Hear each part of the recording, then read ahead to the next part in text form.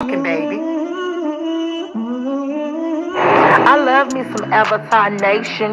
Step on them, king. Step on them, king. Please, you have nerve. You've been beating everybody. I'm talking, baby. What up, SK? I'm here for the mess. I'm talking, baby. Get it, Daddy. Hey! I love me some Avatar Nation. Step on them, king. Step on them, king.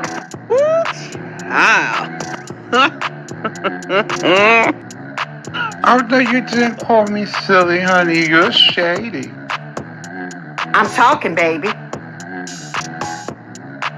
Get it, Daddy. Well, goodness gracious. No beef, just tofu.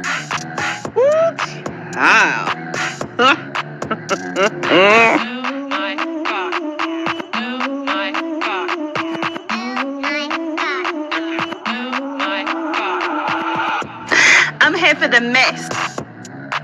Get it, Daddy. Woo, child.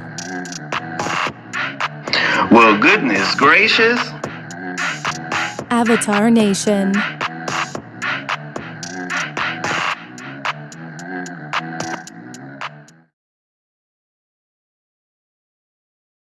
Hey everybody, how you doing? Happy Sunday, Monday, whatever part of the world that you're in. Hope you guys are doing well. What's up, allegedly? How you doing? Thank you for being here. What's up, Rizzo? How you doing? Good to see you. Thank you for being here. Please thumbs up the live if you choose to do so. So yeah. Oh damn. Hold on, y'all. I got an agenda, but I gotta go get it. I gotta go get it. I gotta go get it. So bear with me 1 second as I go get this agenda. Hopefully, upload it all right.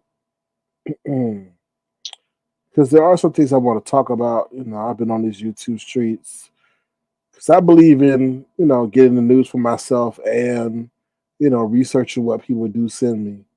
So hold on, y'all. I'm gonna share my screen real quick. Here we go. Hey, what's up, the Hood Table? How you doing? Good to see you. Y'all go subscribe to the Hood Table. She been having excellent commentary on the YouTube streets, and she's fair. I'm not gonna say she's biased or unbiased. Well, she's unbiased. She's not biased. She's fair. All right, hold on, y'all. Let me get this real quick. Report, share a screen. We're gonna share that screen. All right.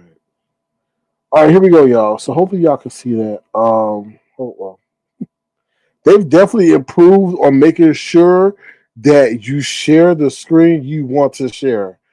They definitely have improved, and I guess people had complained to StreamYard that people were sharing. Well, you had a screen that you weren't ready to share, or you didn't want your audience to see. So they double check to make sure that whatever screen you put up, that you definitely want to share. So I give kudos to StreamYard for that, but they definitely got to get that crackling situation straight. What's up, Southern Belle? How you doing? Good to see you. Thank you for joining us tonight. QI girl, what's going on with you? Jay Wilson tore your ass up over there, huh? I'm gonna leave that alone. I didn't watch the chat. I was just listening to what he was saying, but I'm definitely gonna get some commentary on him. But I hope you're doing well, and all that. All right, here we go. What's up, L. Edwards? How you doing? Hey, what's up, Detach Myself? How you doing? Kiva Katana, how you doing? Good to see you. And I know I said hello to Philly T, but hello to Philly T again. Appreciate your support. Everybody do.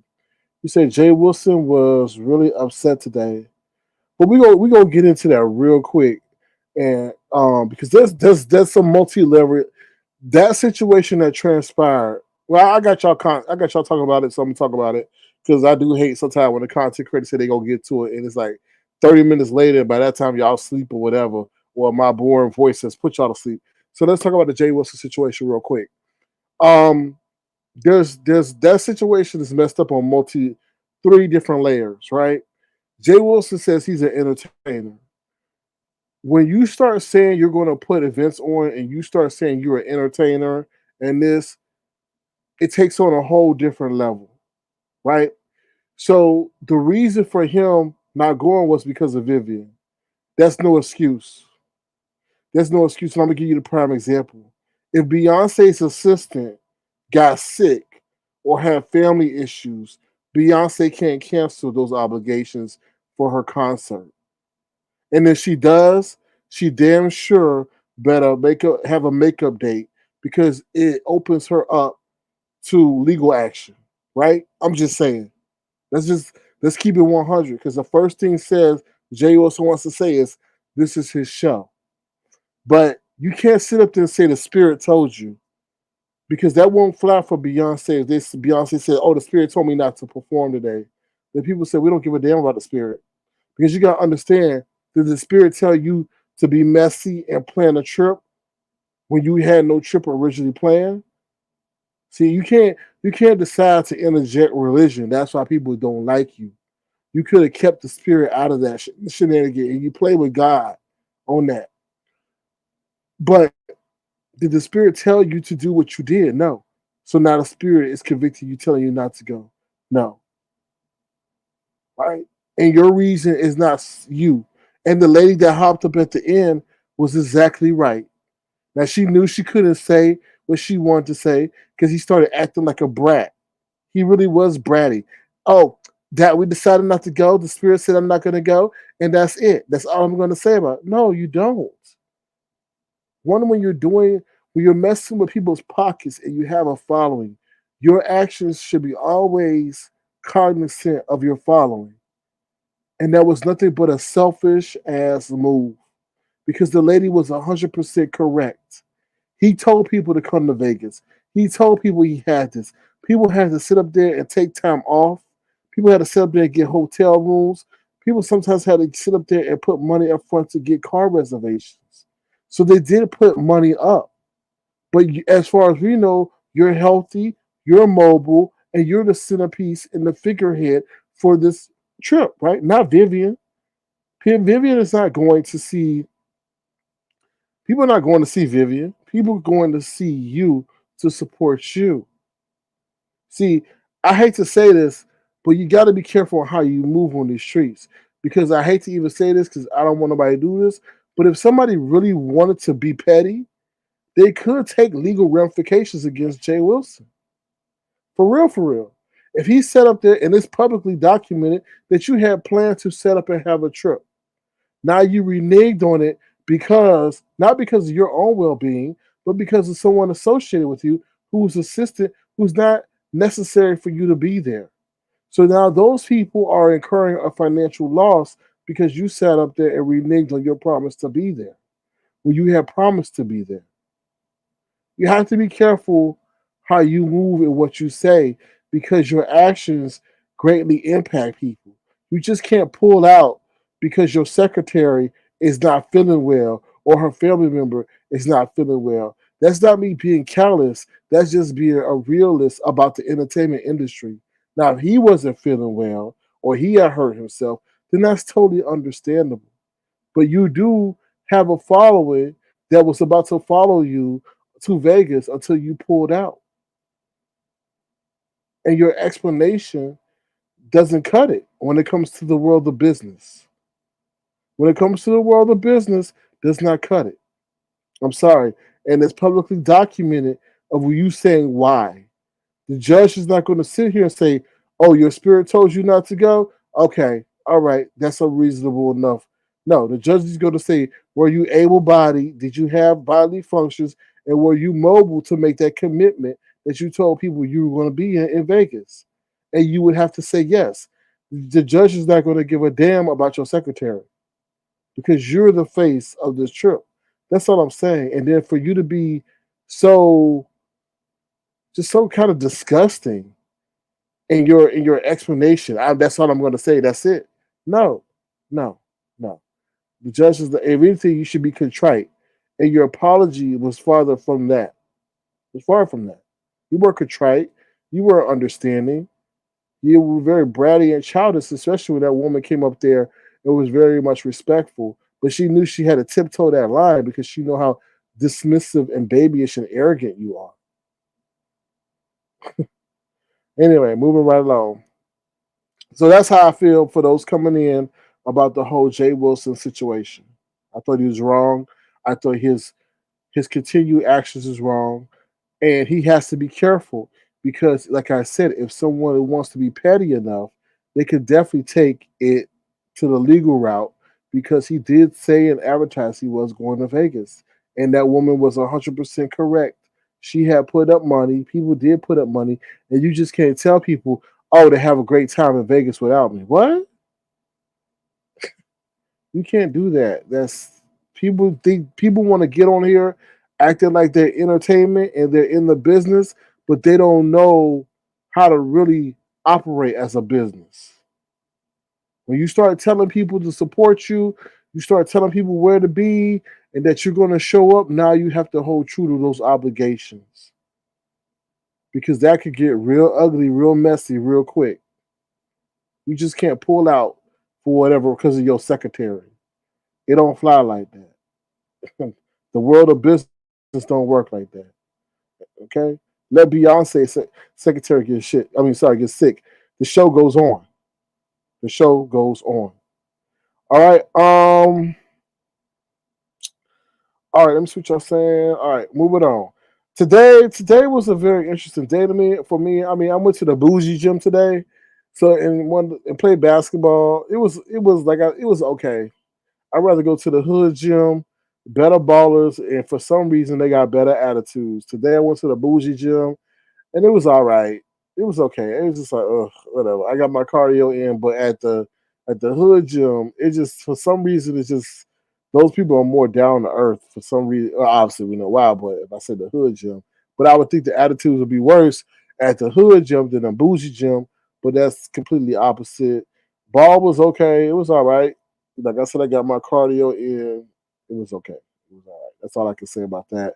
Um, the economy. Now, this is something I really want to share with y'all. I do want to encourage y'all for my people who care about their pockets and their money and what's going on. I do want to encourage y'all to just take time to research what's going on in the economy. Go to Yahoo Finance. Yahoo Finance is a great resource that's quick and to the point. Some of these things that are not quicker to the point, and some of them be high level that it takes too much, energy to understand it. But for y'all, go to Yahoo Finance because there's something that transpired that I feel is going to impact us all. I keep telling y'all, we keep saying a recession, a recession, a recession, a recession. I keep talking about the interest rates. I keep talking about unemployment. Like I told you, the unemployment report was released Friday. What's up, Miss Magnificent? How you doing? What's up, Keena? And the jobs, the unemployment rate rose, and the amount of jobs that were added to the economy came in way lower than expected. So the market started to sell off. If you know who Warren Buffett is probably what the eighth most richest man in the world. He got billions of dollars. They own Geico. Okay, they own Geico. That tells you already where he is. But he did something where he sold half of his Apple stake. I'm not talking about Apple the fruit. I'm talking about Apple the company. He sold half of what they own, which is Berkshire Hathaway. They sold half of it. Then on top of that, he sold 57.9 of their stock in various companies. So that's going to move the market. So when a big boy like that is making those kind of moves, they see things before we do. Then I'm trying right now. I'm still trying to figure out this interest rate thing because right now the government has got to decrease the interest rate. But I thought that would be a good thing. But now I'm hearing if they decrease the interest rate, then that means stocks are going to fall lower because people are interpreting it as that the economy is not doing great. Very interesting. So I'm just telling you, we're about to go into a recession. The writing's on the wall. If you're an investor, I think you're in the wrong chat, QI. I think you're in the wrong chat. Okay. So anyway, um, now Now, I see why people getting you cursing you out, or that is a troll. I see why people be cursing you. I be giving you grace, and you be doing the most. Girl, I don't want to read you. So I could read you for days and days and days and days upon end. Okay. Anyway, moving along. Where was I before I got distracted? All right. So if you're an investor, they're saying this is the appropriate time. Wait till the prices fall on these stocks. People buy when the prices get low, right? And then they wait for them to increase in value. So a lot is going on. They also contributed to the war that they say is going on in Israel and all that other stuff. So it's a lot of world stuff. Also, they're not going to do too. I feel the prices are going to drop in the economy, but I don't feel it's going to drop too much before the election, right? Because they're going to try to keep them prices at bay, and then once the election, after election, then whatever it is, what it is, we enter a recession. Just pay attention, y'all. Just pay attention. I'm just trying to put y'all up on game. Pay attention, because I'm still trying to figure it out myself. Because there's a lot going on.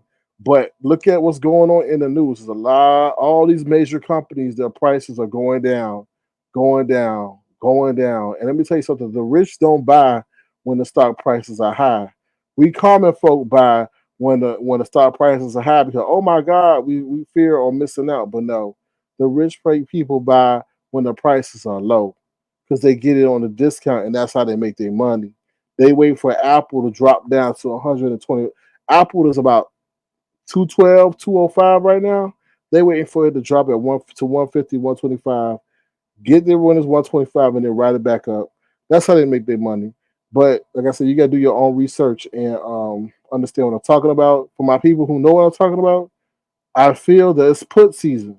It's put season. If you know what is a put, trying to make you some money by using a put. I don't think it's really gonna be no call season. I really think it's a put season. For my people who know what a put is, check it out. Like I say, people sit at their desk and make thousands and thousands of dollars just sitting at their desk putting the pen, a put, get in, get out, and take home that money just like that. That's how the rich get rich. They just sit there, they put a put, they make $50 real quick, and they ain't even lift a finger. They ain't come online cursing nobody out. They ain't raking no grass. They ain't cutting no grass. They ain't lifting no boxes. They get in and they get out. That's the interesting thing, Keena. I thought in this economic time, Family Dollar will be thriving in stores like that, but they don't. They not. I guess because their margins are so low, and then also for the fact that they suffer from shrink. People come in, they cater to a low end clientele, right? So those people come in stealing. Then on top of that, I don't shop at the dollar store as much anymore because a lot of their shelf space is taken up with stuff that's $3, $4, $5, and I understand that they're trying to increase their margins, but that's not what you are. You're not a dollar store no more. You're a $3, $4, $5 store, and you already got Family Dollar, but I'm talking about the Dollar Tree. You already got Family Dollar for that. So why are you trying to bring that into the Dollar Tree? You're not what you say you are. When they raise it to 125, I think a lot of people could tolerate that. But when your shelf space is now taken up with $3, $4, $5 items, and I know they were trying to go maybe after a more higher economic level customer, but that don't work. That don't work. Because if I'm coming there every day buying a drink for 125, let's say it rounds up to be $8 a day. But now your shelf space taken up with something that's now $3. I'm not coming in there as much. So you lost out. I understand that. They had a whole bunch of costs. They were trying to be profitable, but it just didn't work out. And you're right. A whole bunch of Family Dollar and Dollar Tree stores are closing. Right? So we'll see. We'll see. Let me read your comments real quick. I stopped shopping at the Dollar Tree, and so did I. I went back today, but I was like, all right, you know. The people who buy from Family Dollar don't have money. Exactly. That's true. Family Dollar is closing many stores. Indicators. Dollar Tree is now $1.25. But yeah, also $5, $6, $3, $4. I don't know who's buying a house these days. Yeah, interest rates are too high. Interest rates are too high. And then on top of that, if they decrease the interest rate, it's still going to be a demand for homes, which is going to raise the prices anyway. So it doesn't balance out because you're going to have now it's too expensive to buy homes because of the interest rate. You decrease the interest rate, now people are going to be more eager to buy homes, but it's still going to create a bidding war, right? So did they really solve the housing problem? No. It's very interesting. Keena says mortgage rates are not going back to 3% right now, and war is always profitable for the 1%. Most definitely, most definitely. All right, let's see. People are nervous about politics. I totally agree. I totally agree. Okay. The text says, Keena, I enjoy knowledge regarding the economy. The attitude is always worth with bougie folks. Okay, let me see what else y'all saying. Yeah, it's very interesting about that the bougie gym. The bougie gym is good for weightlifting, but I just don't like playing basketball with them because they just I don't know, it's just weird. It's just like with the hood dudes, I don't call them hood dudes. They're just more regular people who are very skilled at basketball and they play to win and it's just different. It's just interesting dynamics. Keena says their base was lower income and middle income buyers, not 1%. Yeah, but I would think like those kind of stores because Keena, when they were saying it was like even because of interest rates even affected the high end middle class and the wealthy. So they were looking for also inflation. They were looking for other alternatives, and therefore they were going to the dollar store too. But I just feel that move backfired on them. Um, and then you got a whole bunch of other issues like packaging, shrink, and all that. So I thought the dollar store would be profitable, but I guess not in the long run. What's up, Random? How you doing? Hey, SK in chat, listening about getting these teams together for school. Damn, school already? Woo, child, I feel sorry for the kids growing up today. It's just I just feel so sorry for them because they don't know human interaction. Their human interaction comes from an electronic device. You know, yeah, it's crazy. It's crazy. It really is. It's crazy. Oh, you good, Keena? So and they don't know human interaction. It's an interesting time. Compassion. They led to believe what's popular on social media is the best thing ever. It's really interesting, and that's when I come across kids that are respectful. I really appreciate that because I think the majority of them are disrespectful. Um, yeah, it's interesting times, and I do wonder what's going to happen 20 years from now. You know, hopefully they be better than what's going on because what's going on is a damn shame. All right, that's all I really want to say about the real world stuff. Just y'all, just please be on alert because there's a lot of stuff. This whole war thing, I feel like some negative force is continuing to try to provoke WW3. I really feel it, and they're doing their darnest to try to pull in the U.S. They're really, I feel, trying to start a war. But I feel the people who got the power are like, hey, we're not trying to go this way because it's a lot going on. I don't even try to follow what's going on with Israel, Hezbollah, and all that other stuff. Like, you need to know because that stuff has a lot of implications over here. But y'all, please pay attention to the economy. There's telltale signs. I think the key thing before Jeff Bezos, if you don't know, who's the owner of Amazon, he said one thing, and this man owned Amazon. He said, if I was you, I would not be buying no refrigerator. I would not be buying no high end stuff at this time. And this was almost half from 6 months ago to a year. He was saying this, so he knew a recession. Also, what they want to tell you when they cut interest rates, they say when they cut interest rates, a recession soon follows. Every broadcast that I've been listening to in the financial sector has repeated the same thing. I don't just listen to one person. I don't just listen to black people. I don't just listen to white people. I listen to a multitude of people. So while I'm listening to Just Kimmy, or while I'm listening to Lemon, or while I'm tuning in to Pazar real quick before she started talking with her cow tongue, I'm then flipping over to the financial, and then I'm flipping back, and then I'm flipping back. I listen to everyone, and everyone has said the same thing. When the interest rates, when the government or the Federal Reserve cuts the interest rate, they soon is followed by a recession. It's an opportunity to invest and buy, if you have that opportunity, but also that means heartache, right? That means heartache by from a lot of Americans, right? Because either the companies got to cut people, they got to lay off, the economy slow. A lot of people gonna be hurting. But if you position yourself right, it may be an opportunity for you. And let me tell you something: the rich people love recessions. They love it. They love it. They love economic downturns because that is an opportunity for them to buy and purchase things at a bargain basement price.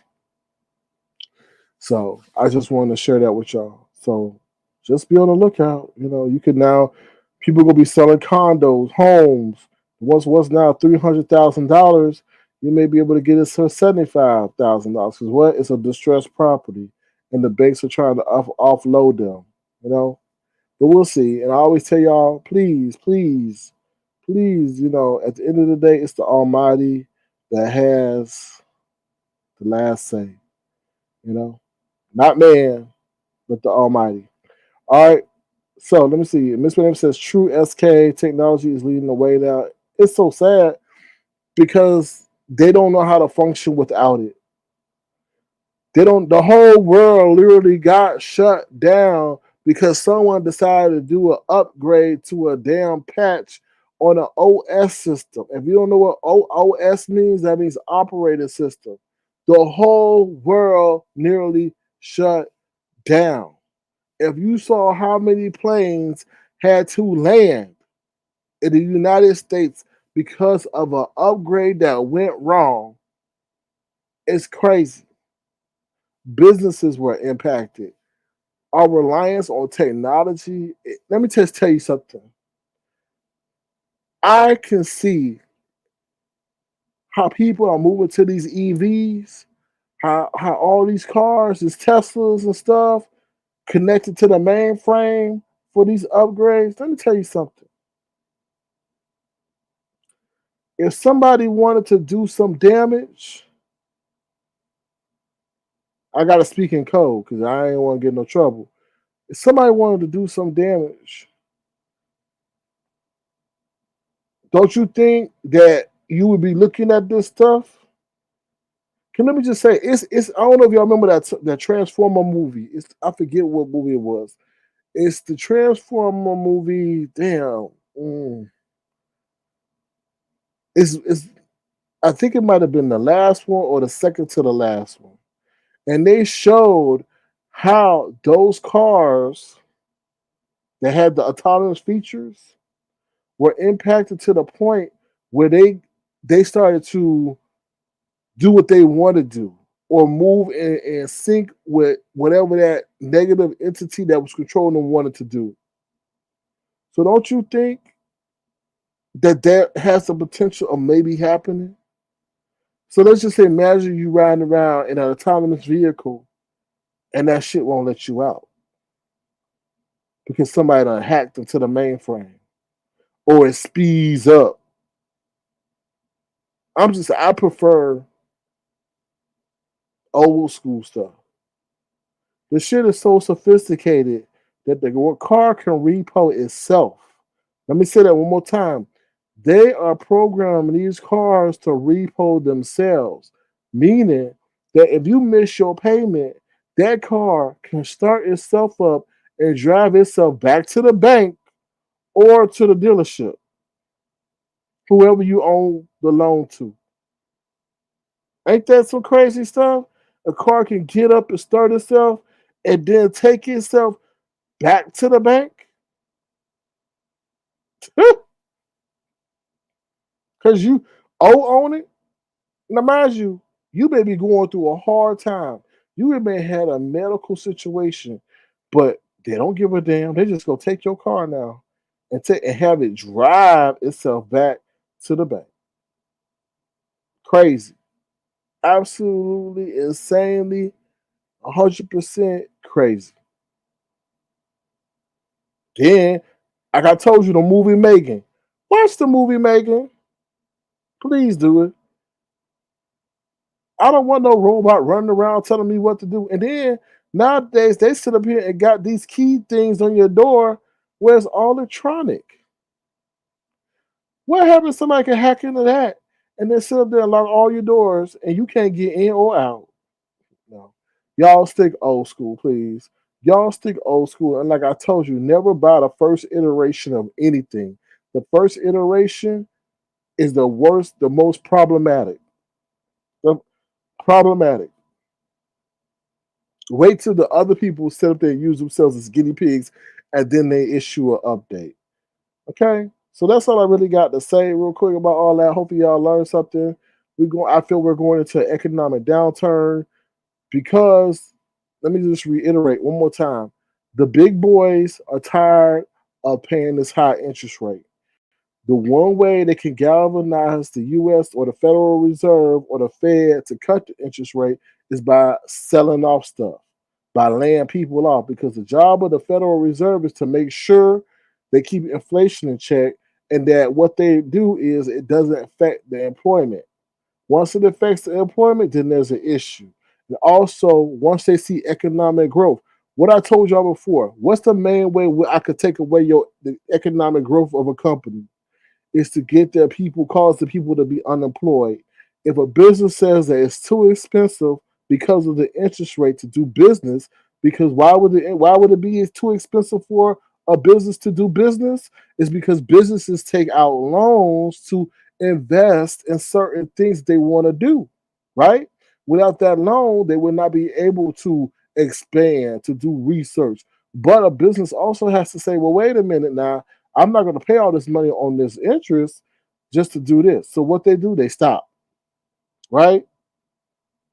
So they stop, then they stop growing, they stop expanding, and then on top of that, that causes a decline in economic growth. And then for the business to become viable, they say, hey, well, maybe we got to cut businesses down. We got to cut people. When you cut people, that leads to less purchasing power. And then what happens? People stop spending. So if the interest rate is the cause, what happens? The federal government says, okay, now it's time to cut. Hopefully spurring, businesses to take loans and to hire people and all that other stuff. So I would tell y'all, go read, do your Yahoo Finance. When there's a break in the mess on the YouTube streets, go read. If people are like, oh, well, we don't come over here for news. Well, who else will tell you? And then again, you may be watching these other financial people. But I can't assume that. I just don't want nobody saying, damn, I wish I would have knew, you know, and then begging for a $500 EV bike. But anyway, moving right along. The first generation is where they are working out the bugs. Exactly. Exactly. All right, y'all. I'm going to take a brief commercial break because we're going to get into the news that you absolutely cannot use. If you want to, feel free to send a gesture to $ Sir King Crown. And we will be right back. Ooh, child. Thank you for the cash app. I'll be forgetting to. Can y'all hit my cash app, please? Can y'all hit my cash app, please? Thank you, though. Thank you for the cash app.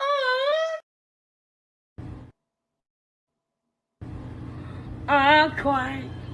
You're crying. We cry together. I'm trying not to have y'all cry about the economy.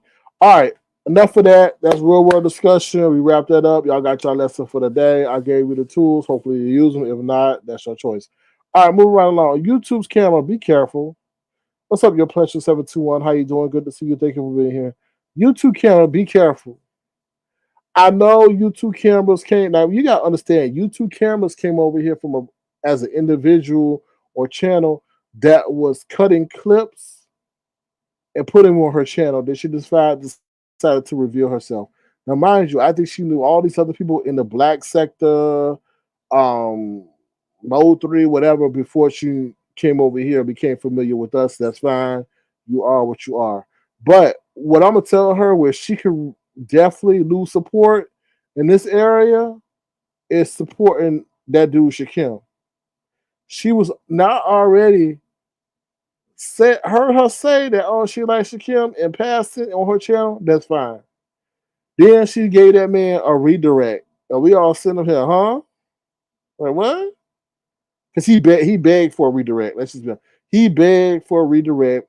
She obliged, because I already commented on that before. She would look kind of like it would cause a rift publicly, and she don't like public rifts.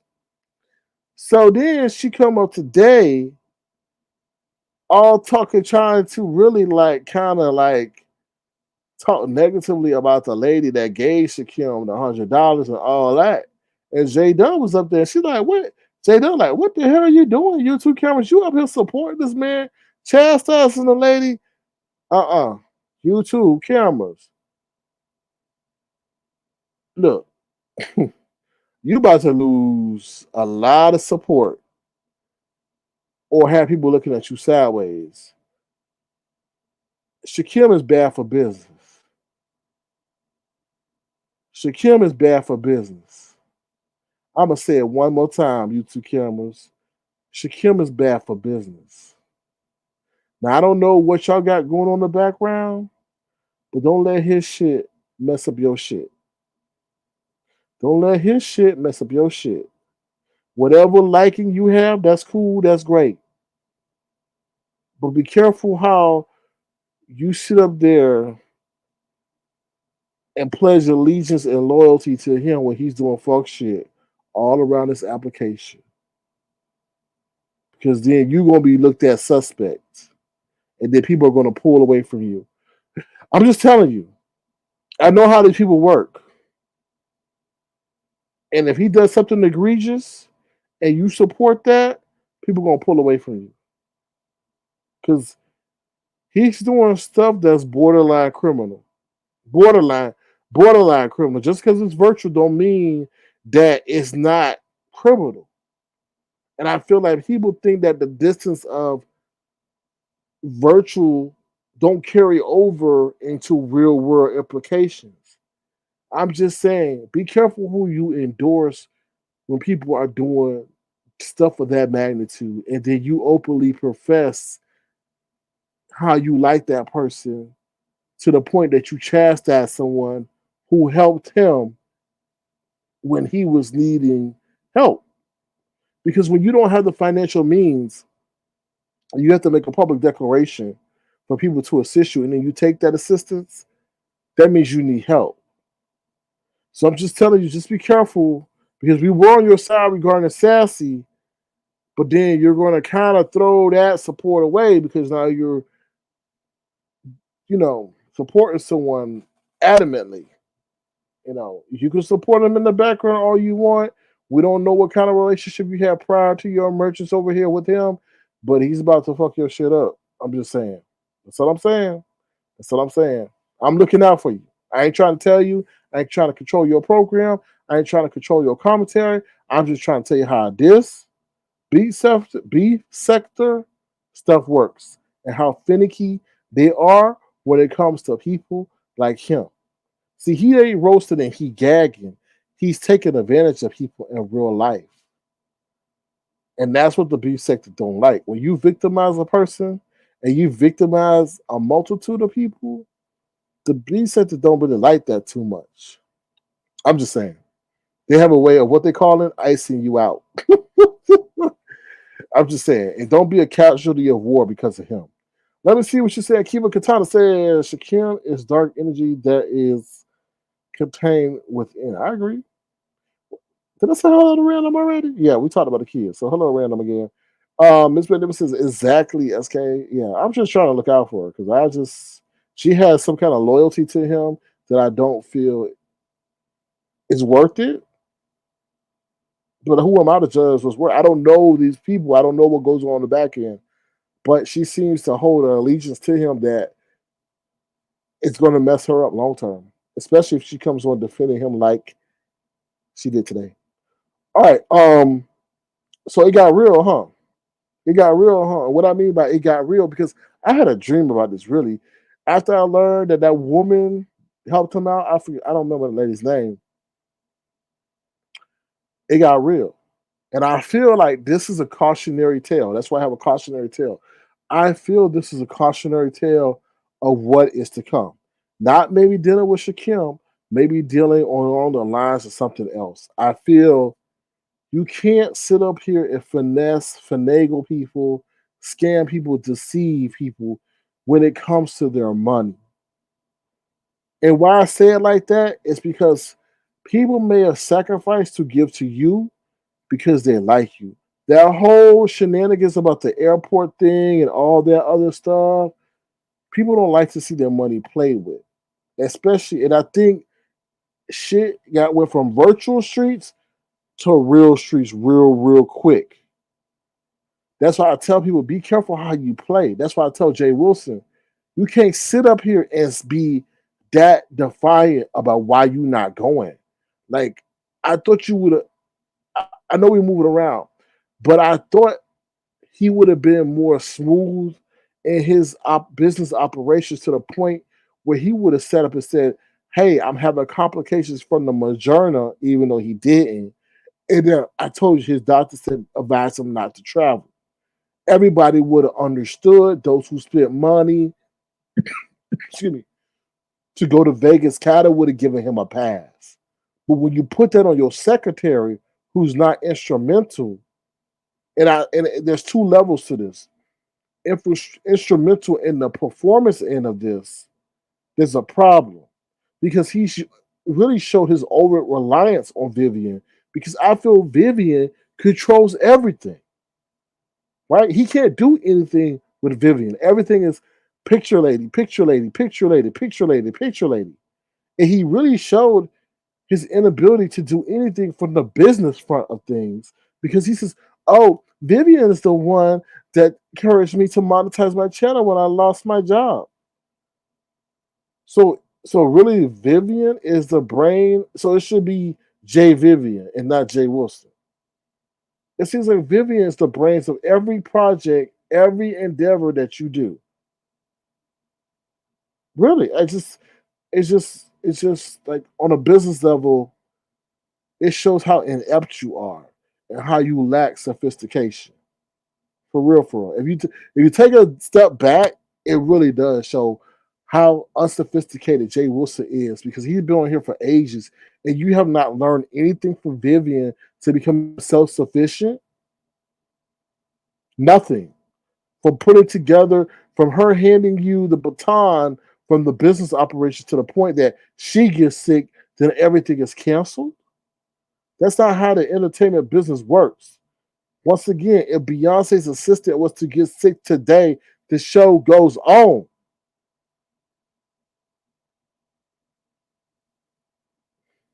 That's what I'm saying. But going back to this whole thing about money, it got real because you can't sit up here and finesse people, take their people money, and then not follow through with what you said you were going to do. That woman tangibly gave him money, made it possible for him to go catch a flight. He didn't even say he would give the lady, for as far as I know.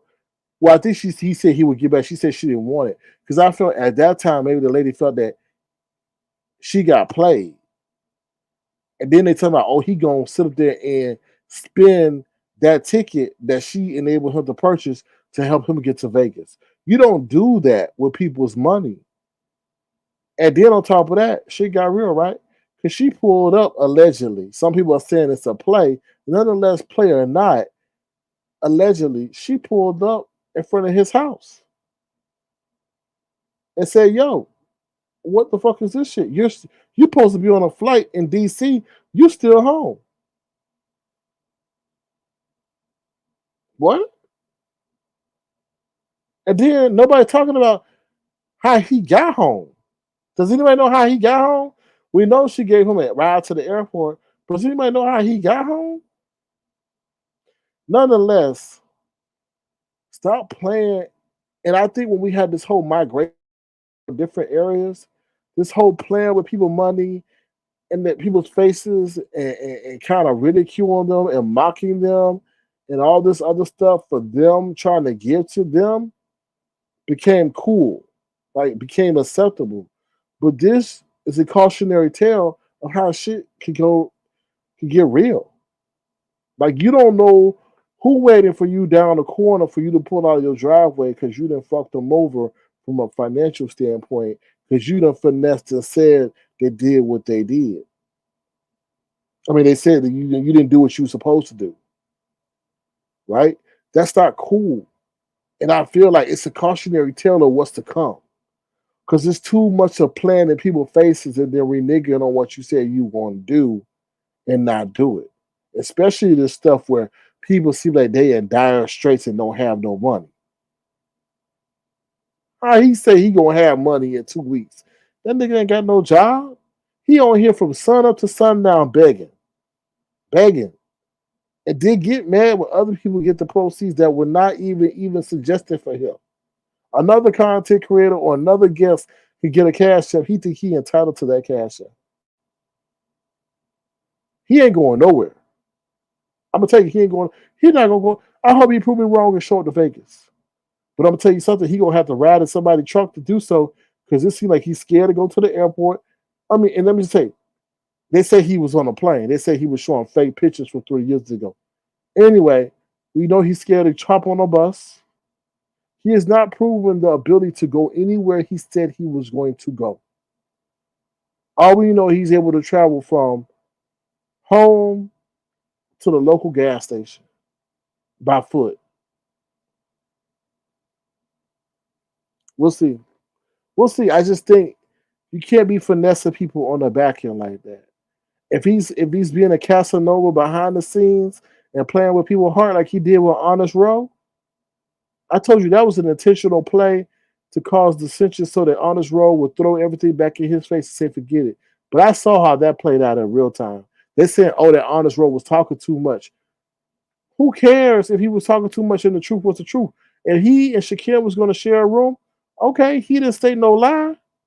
But for you to sit up there and say, I told you not to click the link, whoa. You were trying to cause an issue so you wouldn't have to go meet that man. Then you go sit up and say, I see you Sunday, knowing damn well he was going to be going the opposite direction on Sunday. A lot of game playing. But those game playing, that boy, y'all better stop playing these games. Y'all, I just felt that was a cautionary tale. Y'all better stop because a lot of people say, oh my gosh, y'all taking this internet stuff offline. I'm I'm sorry, but that's the way things work. People don't give a damn what you say online. Like they don't give a damn about what you. They think that what you say online, that's how you feel, and they really take it online. Especially when you start telling people, "Oh, pull up then, pull up this, pull up that." I don't understand why people feel like this is a game. Y'all got to be careful what y'all say. I don't get how people feel. Oh, this is a game. Taking people's real form of currency and tangible income is not a game. This is not gaming currency. That's a dollar is a dollar. It don't say $2. It don't say Monopoly dollars. When that thing hits people, that's a real dollar.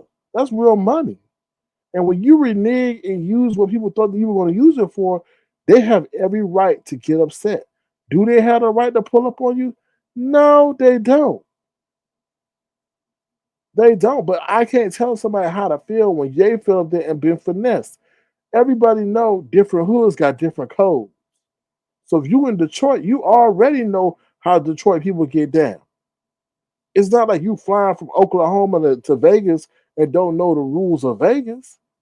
That's somebody that's local. You don't finesse people in your own town and play them. I'm just saying. I think this is common sense. Like you just, I think he thinks that those internet games and how he been able to finesse the people on these women and these men that nobody can't ask for their money back. Like It's hard out here. Somebody was trying to make your dreams come true. Anyway, I mean that's my 2 cents. Deb says I don't get why anybody would send him money at this point, and I think pulling up over money that you give to a known scammer is silly. He's dead wrong though. I agree. I agree. I don't. I feel like this whole thing, and let me just. I'm gonna put it out there not true. Since Bree want to sit up here and say that I said something about, she likes to allude to the fact that because somebody put up a picture, I think it was Tracy, trying to. I said, why Tracy? How Tracy get that half naked picture? So Bree likes to run with the fact that I sit up there and said something about her being naked pics. I don't know what y'all motherfuckers do in the background, but I want to know this: why are you entertaining Shaquille? Seriously, why are you entertaining Shaquille? Because see, Bree likes to disassociate herself with people who have a negative reputation. She'll get rid of you real quick. So why is she willing to entertain a person that know the scam, know the lie, know not to hold truth to what they say? I feel like there's something going on in the background between Bree and Shaquille. Yeah, I said it. I'm willing to say it. Allegedly. But I feel like he's doing some nudie shows for her so he could keep redirecting her and so that he could keep sitting up there appearing on her panel. I really do. I really do feel that way. There's something going on between those two. Y'all can say, Sir King, I ain't wrong. I ain't wrong. I know Bree. I know her virtual DNA. She don't entertain problems. When things are looking bad for business, she get rid of you real quick. She'll cut you off. So why is she sitting up here entertaining this person that nobody don't really like? Something going on in the background. He's showing her something that she can't get. I'm just saying. And yeah, I said it. I don't care. I know Bree way too well to know she don't like to entertain problems. He's not necessary to her broadcast. Yeah, and I said it. Something going on when that live button get ended. When it said end stream, something going on behind that stream that just ended. He got to put in work for Brianna. Okay, I just said it. All right. The Christian gentleman says, "Greetings, chat. SK, thought I'll drop by to chat." All right, I'm gonna drop the link in a minute, Urban. Hold on 1 second. Bab says, and give your address to some lady you don't know to pick you up is real dumb. She'll have met at the same gas station. But you gotta understand, he probably used to that. He probably used to some lady coming by, some man coming by. He just gave the address to, talking about pick me up at the corner. He plays the kind of games that will get you hurt. Philly T. I ain't gonna say it, but them kind of games that sit you and wind you up in a damn forest. Thank you. I'm just saying, you can't keep playing those games forever. Can't keep playing that forever. I'm just saying. I'm just saying those kind of games get you stinking. That's what I'm saying. Okay. So what else? We talked about Jay Wilson. That's a bad move on Jay Wilson's part, especially when you talk about business and stuff like that. That's bad business. Bad business. Now you lost the trust. You can talk about how great you put on the event for your Labor Day. Your credibility is gone because now you can sit up there and say that Lyric got sick and you can't go. People are now not going. People, you just put a big question mark by your business. Bad business. Terrible business. Terrible business. All right, men versus women, disrespect. I'm bringing this up because I was on Kimmy's panel, but the whole situation deals with Cam. Talk too much and how he went off. All I'm gonna say is a lot of women push men to be disrespectful, and a lot of that comes when they start attacking a man's sexuality, and all that because they know like a man wears great pride on his sexuality, men and all that other stuff. So one way to really say call a man, call him an agate and all this other stuff is to provoke him. And I feel a lot of women do that intentionally. They question that. I've been a victim of that and all that. I've seen that shit in real life, and that's due to really provoke a man. But I feel like if a woman wants to be treated with respect, then she's got to also in a moment of war or public. derogatory speech towards a man, she needs to know where to go and where not to go. You get what I'm saying? You know what I'm saying? So that's how I feel. I had a woman sit up there tell me today that I was a man enough to confront somebody else. A woman told me this, I was a man enough to confront somebody else. And I'm a man that takes the peaceful approach. Even if I don't like discord, because it bothers me internally from an energy perspective. And I know that it's consequential events that's going to follow from me coming out of character, so I stay far from it. But for that woman to tell me that I wasn't man enough to deal with that situation was wrong as hell. But did I respond? No, I didn't respond because now I would have had two situations. I would have had. I had to deal with dealing with her, and then also going at the other person. So I just said no. I know the words of provocation. I know when people are trying to provoke me. You know what I mean? Sometimes you just gotta calm and stay cool and everything. The Bible says a wise man is a man that's slow to anger.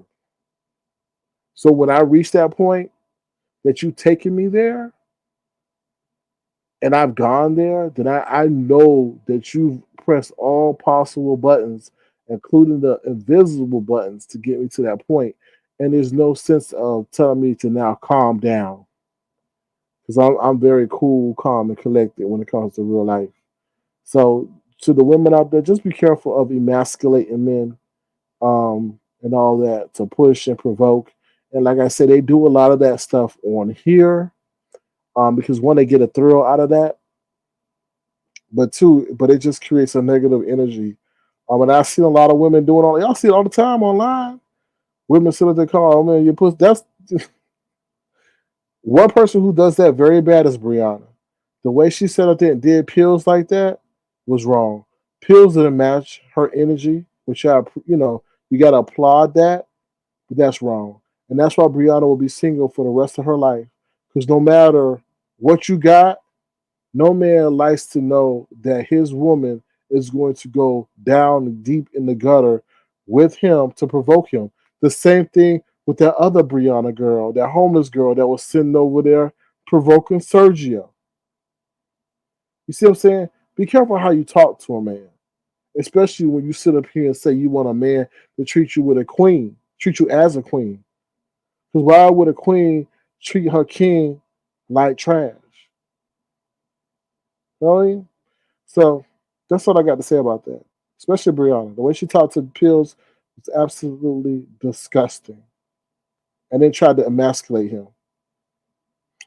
Anyway, with that being said, I'm gonna drop the link in case anybody wants to come up. Feel free to hit the link and tell us what you think. If you want to, feel free to send a gesture to $ Sir King Crown. All right, that's the link. Feel free to click the link and tell us what you think. With that being said, we're gonna be right back. We're gonna take a brief commercial break. All right. Talk to y'all. Oh, well, we'll be right back. See y'all soon. Here we go. Ciao.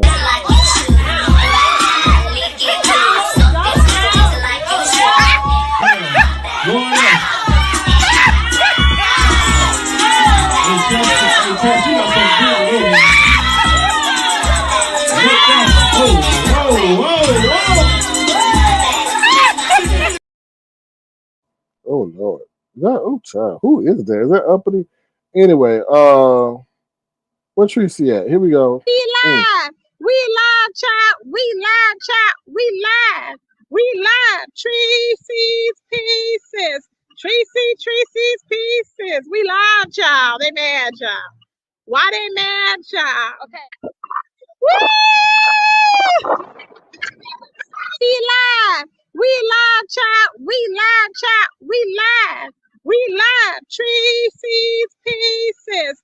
Tracy's Pieces. We live, child. They mad, child. Why they mad, child? Okay. Woo! Woo!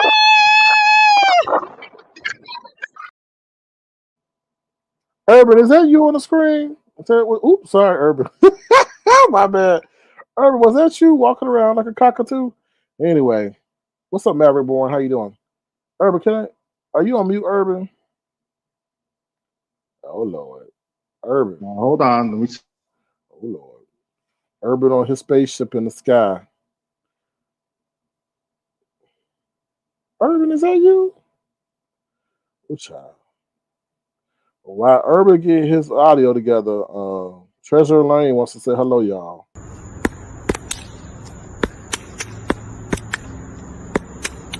You did not respect it here. I've been sleeping with your man last year. We know you think you are the best. So let's put that pussy to the test. So don't stop, no stress, won't be no stress. So don't stop, no stress, no.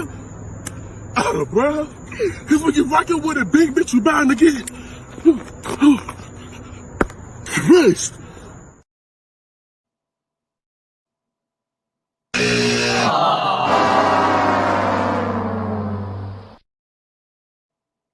Oh hell no to the no no. All right, Urban dropped off. What's up, Round P? How you doing? Good to see you. Thank you for being here. Hope all is well. Yeah, y'all. I'm just well, y'all. Why are you saying Miss Magnificent? Oh, thank you, Miss Magnificent, for your kindness as well. I just want to say thank you for Miss Magnificent as well for your wonderful kindness. Urban is back to the stage. Why? Because I had to make you laugh, Miss Magnificent. That's why. What's up, Urban? Can you hear me? Like a suburban, sure can. All right, all right. The world famous King of Late Night. What's going on? I'm so glad that You retired. You retired like Arsenio, huh? it is different. They going after people pages. They flagging people pages. Ooh, child. Yeah, Yeah. actually, I was sitting there quiet. And greetings to everyone in the chat. Greetings to all you guys out there. I spoke to a few people out there. So greetings to everyone. Oh yeah, I've been sitting back quietly listening to your broadcast tonight, Sir King. I am it's cigar night, so Cigar night. I am enjoying a cigar, checking out your broadcast. Thank you. I appreciate that. Um, yeah, it's a lot been going on, and I just feel like the reason why tonight's broadcast is, named Cautionary Tale is because somebody allegedly, we don't know for truthful, but pulled up on somebody who's a known scammer, allegedly, or who Mhm. one who's known to take advantage of people for monetary gain, and it almost got real. And I feel like that's a cautionary tale of what may is to come for people don't stop that. You know. Yeah, as I was listening to your broadcast, and this often happens when I drop in on you, Sir King, is I always flash. I don't know if you do the same thing, but I always flash back to the pandemic when I first dropped in, and a lot of the conversations we had. But we specifically had this conversation about. Do you remember me saying, if you don't police yourselves, someone else will? Remember that conversation? I sure do. Mhm. Right. And I talked about not having any standards. And what happens is things just get progressively worse. And it gets to the point of where somebody runs up, kicks your front door in, and drags you out Facebook style Mhm. on the sidewalk. And if you've noticed, these social media, we talked about social media as well.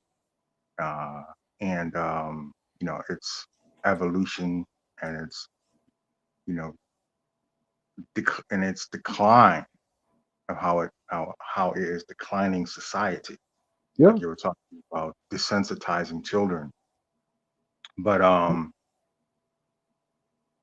we had this conversation. You know what I mean? If you look at what's happened on Facebook, if you look at what's happened on Big O, the Hmm. big, this is what's happening. Is this extreme ratchetness where people are harming one another. I mean, there's been murders. You just go on YouTube and just type in YouTube murders, or people, content creators murdered on YouTube. So, um, you know, look at all the violence. Let's just look at Facebook, for example. I mean, how many times have you read something about extreme violence on Facebook and seeing these videos coming out? It's now in the millions, tens of millions.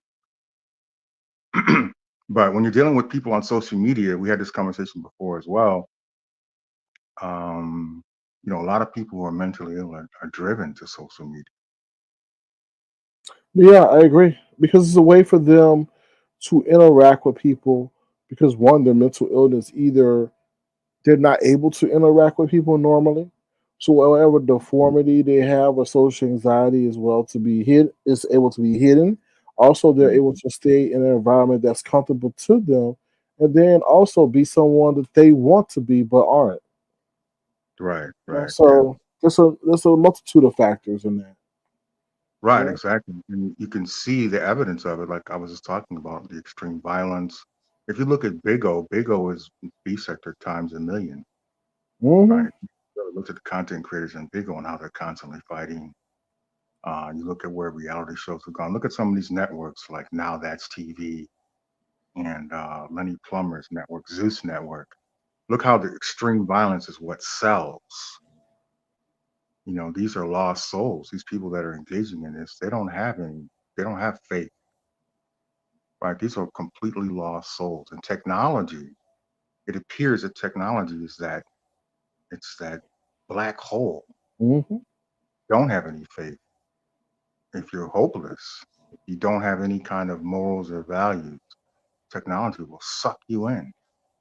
Of course. Look at these movies that have predicted this, like The Terminator, like Resident Evil, Mhm. um, The Minority Report. You know, this overwhelming, uh, you know. Well, let's look at The Terminator, where it talked about what was it? In Terminator. What was the name of the organization that Um, the name of the organization that I know everyone what you're talking about. Yeah. Yes, Skynet. Stanley. Right. You were talking about that earlier. I was making that correlation while you were talking. Is that this is where we are now? We, But I you know, also think the strategic removal of religion from schools or even mm, from public places was strategic. Because if you don't have that constant reminder, then your spirit is allowed to roam free towards a world of negativity. right. And Right? children can't tell the difference. Right. As a child, as humans, right, we are flesh and blood as humans, and the way children develop, right, the way our DNA is structured. A baby can't tell the difference when they're being presented with social media. When these children grow up with a phone in their hand, I read Right. a scientific journal article that talked about how smartphones have become an extension of our nervous system. People actually get withdrawal symptoms, right? And when it comes to, like, for example, areas like Vigo, like the B sector, like some of these ratchet online platforms, you cannot put your phone down. You're connected to it. You feel like you're going to miss something. Exactly. Yeah. Yeah. So earlier, I remember me and you having a conversation. This was way before it actually became a reality, but I talked about China developing this social media system where your the totality of the person that you are becomes a Mhm. credit report. Yeah. The social credit score. Yeah. Exactly. Your character, how you behave, your criminal record. Not just your criminal record, but just your character. Forget criminal records, just the character of the person that you are. Are you a good person or a bad person? And then they'll rate you. I brought this up 3 years ago before it became a real thing in China. I had this discussion with you. Yeah. Uh, so a lot It's of these crazy. things, go ahead, go ahead. No, I was just saying it's crazy. It's sad. Yeah, You know? right. And that's the whole Skynet thing, that connection with the movie The Terminator. Skynet. This is when the financial markets were impacted, as well as the airlines, and most of society was impacted by a software upgrade. It shows you how plugged in we are. uh, and so society is we are in the information age. This is the age that we live in right now, and our children are being raised in this era. They're being raised with devices in their hand. They're being raised with social media being their primary source of news. But So that's not the basis of our species, though. You know what I'm saying? Like, what happens when you're forced to disconnect? You know what I'm saying? I'm being real. Like, right. are you Yeah. gonna When you are say you gonna that, go go ahead. crazy? Are you gonna go crazy? Well, look at what's happening. Look at school shootings. Where did that come from?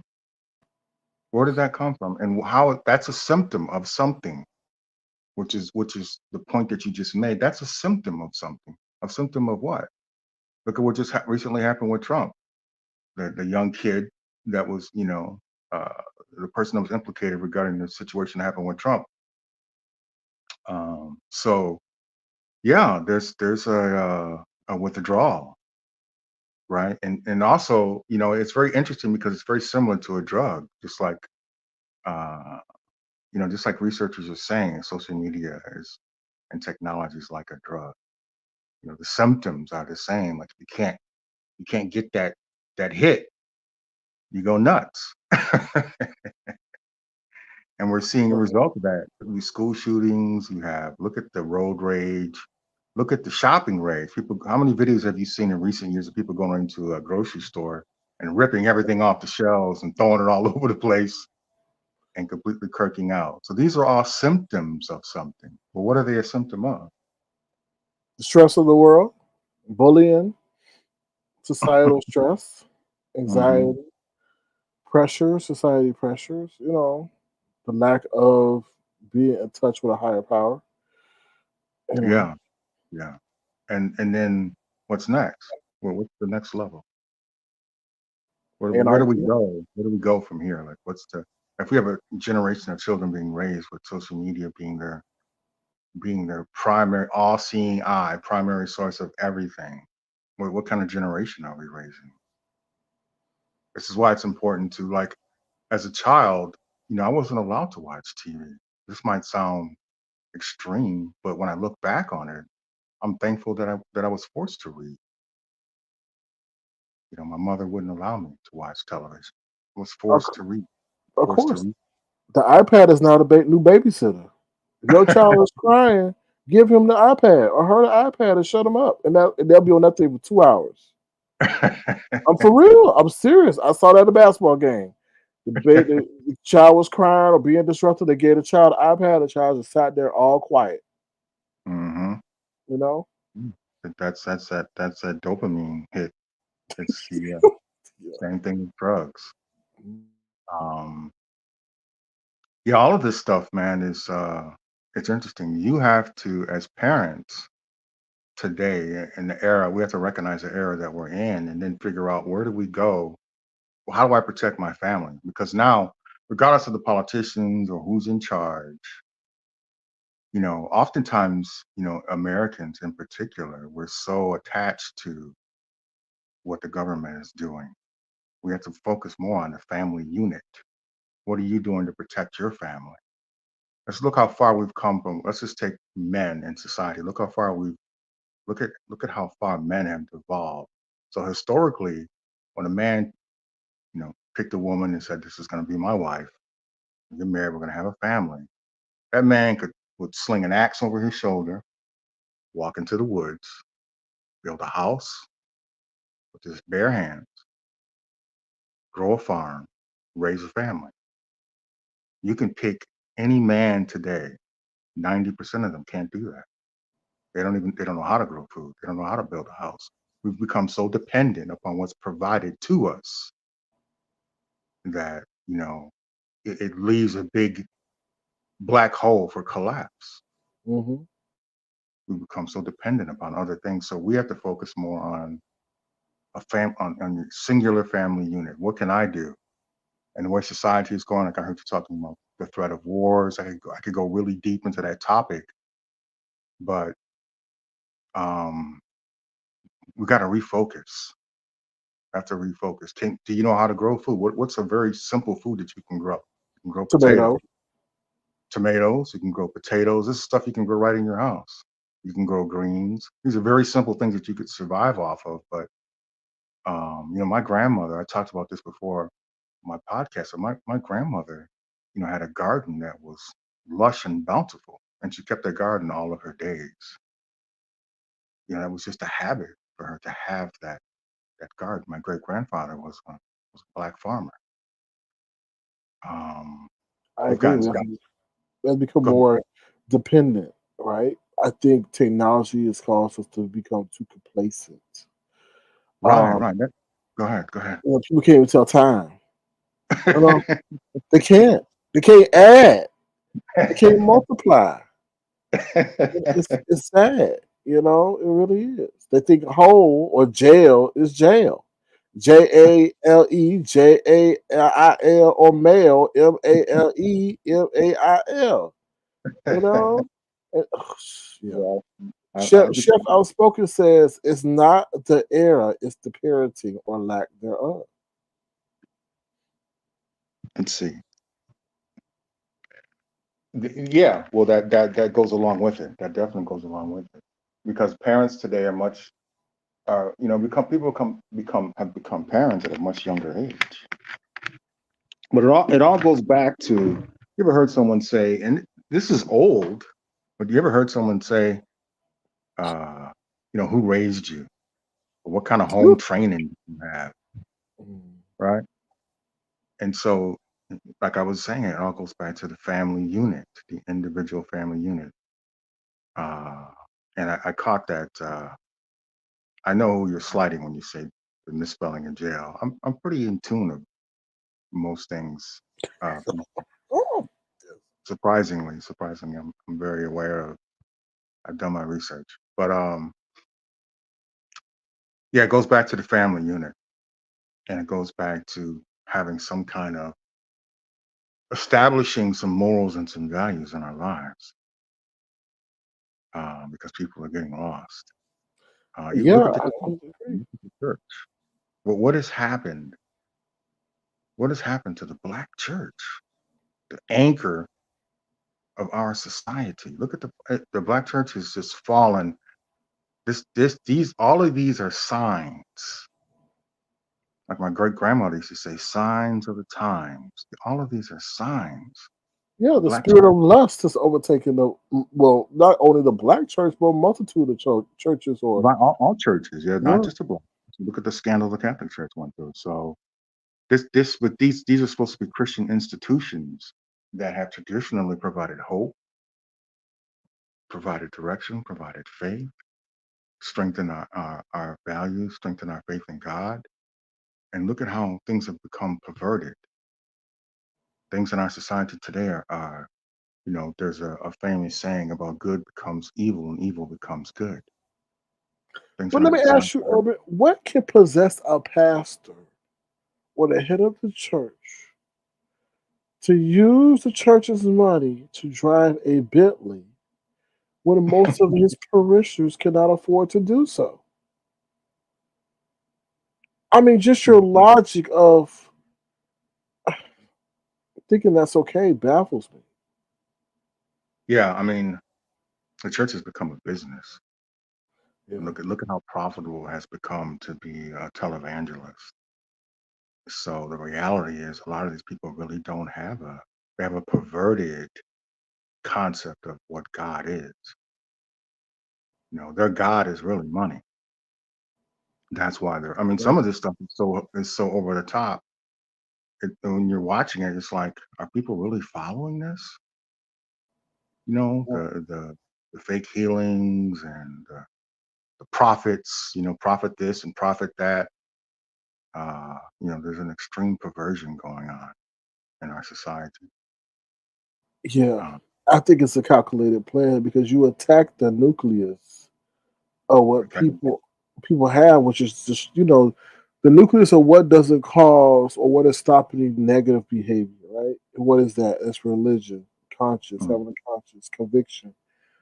You try to eradicate that so that the negative forces of bad behavior and evil are able to, just to roam about uninhibited. mhm, Uh, mhm. unless a person makes a conscientious effort to find that source of good and holiness. That's how I feel.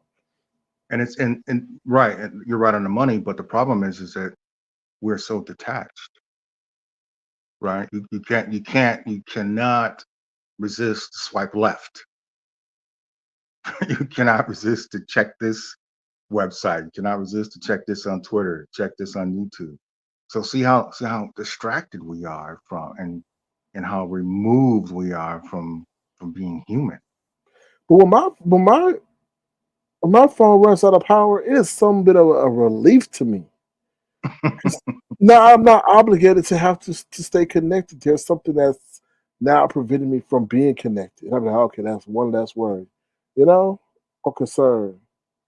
Yeah, you really have to work hard on it. It's Yeah. easy for us to discuss it, right? But the most of society, unfortunately, just like most of the people that are addicted to drugs, are just lost. And it's something you actually really have to work on. And what comes along with being detached because of technology is people don't want to get married. Mhm. Marriage has gone. The marriage rates of children growing up today would rather play a video game than even think about it and have an internet AI girlfriend versus But having a but real wife.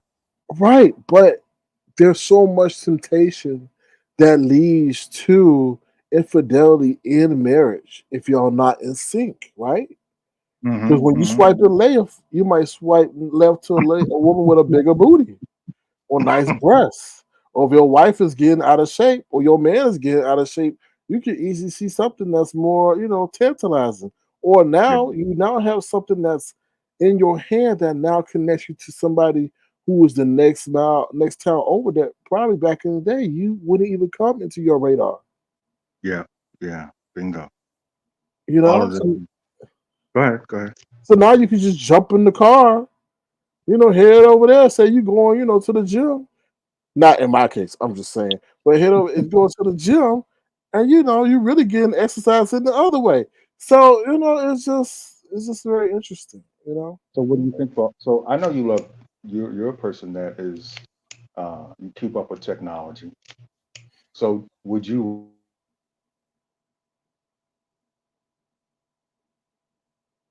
Urban, I think you dropped. Drop Urban, move back into the position you were in. Ooh, child. Anyway, yeah. So I just feel technology's opened the world. You can sit up here and connect with people miles and thousands across the country if you so choose to. Look with the spinning DJ and Natasha. Wow, he found that lady due to technology. If there was no technology, he would be forced to still be talking to Legale. Let's be honest about it, y'all. You know what I'm saying? And then I sit up here and taught this old lady or this old relative of mine how to text. She didn't want to text. Now she worse than the kids with the damn text. She used no like hello. Did you know I was going to the store? She's now saying it as in oh. I'm like oh hell no. I have to be telling her look don't text me if you gonna be using the word vernacular. If she be abbreviating this shit, I'm like, you the most laziest texter I ever met in my life. How am I gonna sit up here trying to teach you technology and you taking shortcuts? No and no. You don't want to put a K and a W to it? Like I'm like, what? What is she saying? And then I have to child, even these older people, it's crazy out here, man. It is so crazy out here. It's crazy. It's sad. It's really sad. And then you got I don't mess with OnlyFans, but child, imagine these dudes who got a wife, or imagine these women who got a husband. Now they can run, and when they wife or their husband not doing what they doing, they can run the OnlyFans and see what they really want, and then you can sit up there. As for what I heard, like I said, I'll be on it. You can sit up there and tell the person what you want them to do. What? Mm. I'm scared, y'all. I'm really scared. I'm scared of what God gonna say. SK, I do not allow my children to have full conversations with me via text. I will ignore them. And that's what I do too. I'll be ignoring my older relatives when they start with that crazy stuff. I'll be like, I ain't got time for this. I call me. They're older than me, and I'm the one that acted the elder. Like, we ain't doing this. We are not doing. Call me. But yeah, what you say? Chef Outspoken says, or just go outside because these people are thirsty. Mm. Well, I have a philosophy on that, Chef Outspoken. You don't want to play too close to home because if things don't go right, that stuff may come back to home. Okay, that's what I say. I don't play too close to home because that may come back. Just like they say when they say at work, don't play where you eat. I do the same thing. Don't lay where you eat either. Okay. What's up, big homie Urban? How you doing? King of late night. Once upon a time. um, where were we? We were talking about religion. Oh, we were talking about social media and stuff and relationships. Yeah, I'm not sure why the signal dropped. I was lighting my. I had to go grab a my cigar cutter to cut my cigar. It messed up, so I guess I walked away from my Wi-Fi. But so let me ask you this, Sir King, because I know you're really into technology. So let's just do a hypothetical. So if you could design your own woman, I don't know if you ever heard of AI girlfriends. It's a big thing in social media now. You know, artificial intelligence has taken over a lot. If you look on my community board on my channel, I leave a lot of information about our AI because I'm fascinated with AI. But if you look on my Mhm. community board, you'll see stuff about AI. I haven't updated it in about a month, but I do a little mini show on my community tab called "The Future Is Already Here," Mhm. and then I'll leave a link to Well, something something interesting going on in artificial technology. But if you could design your own perfect woman inside your phone or in a hologram, why would you need a woman? exactly. I was hearing, but that's a good point. So on that note, are they really leading to the elimination of the human race?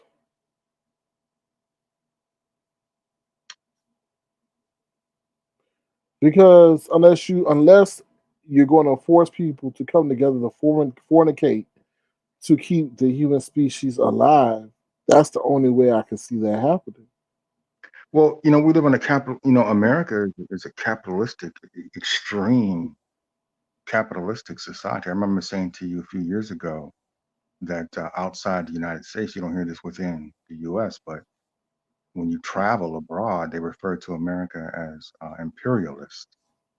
But we're living in a capitalistic society. So, yeah, you can have an AI girlfriend if you want to pay for it. Hmm. And a lot of men will. A lot of men will because it's better than. Sorry, no offense, women, but it's better than maybe the option they have at home. And the same Right. thing for women, right? Yeah, It's better than the exactly. option that lazy man they have at home with the beer belly.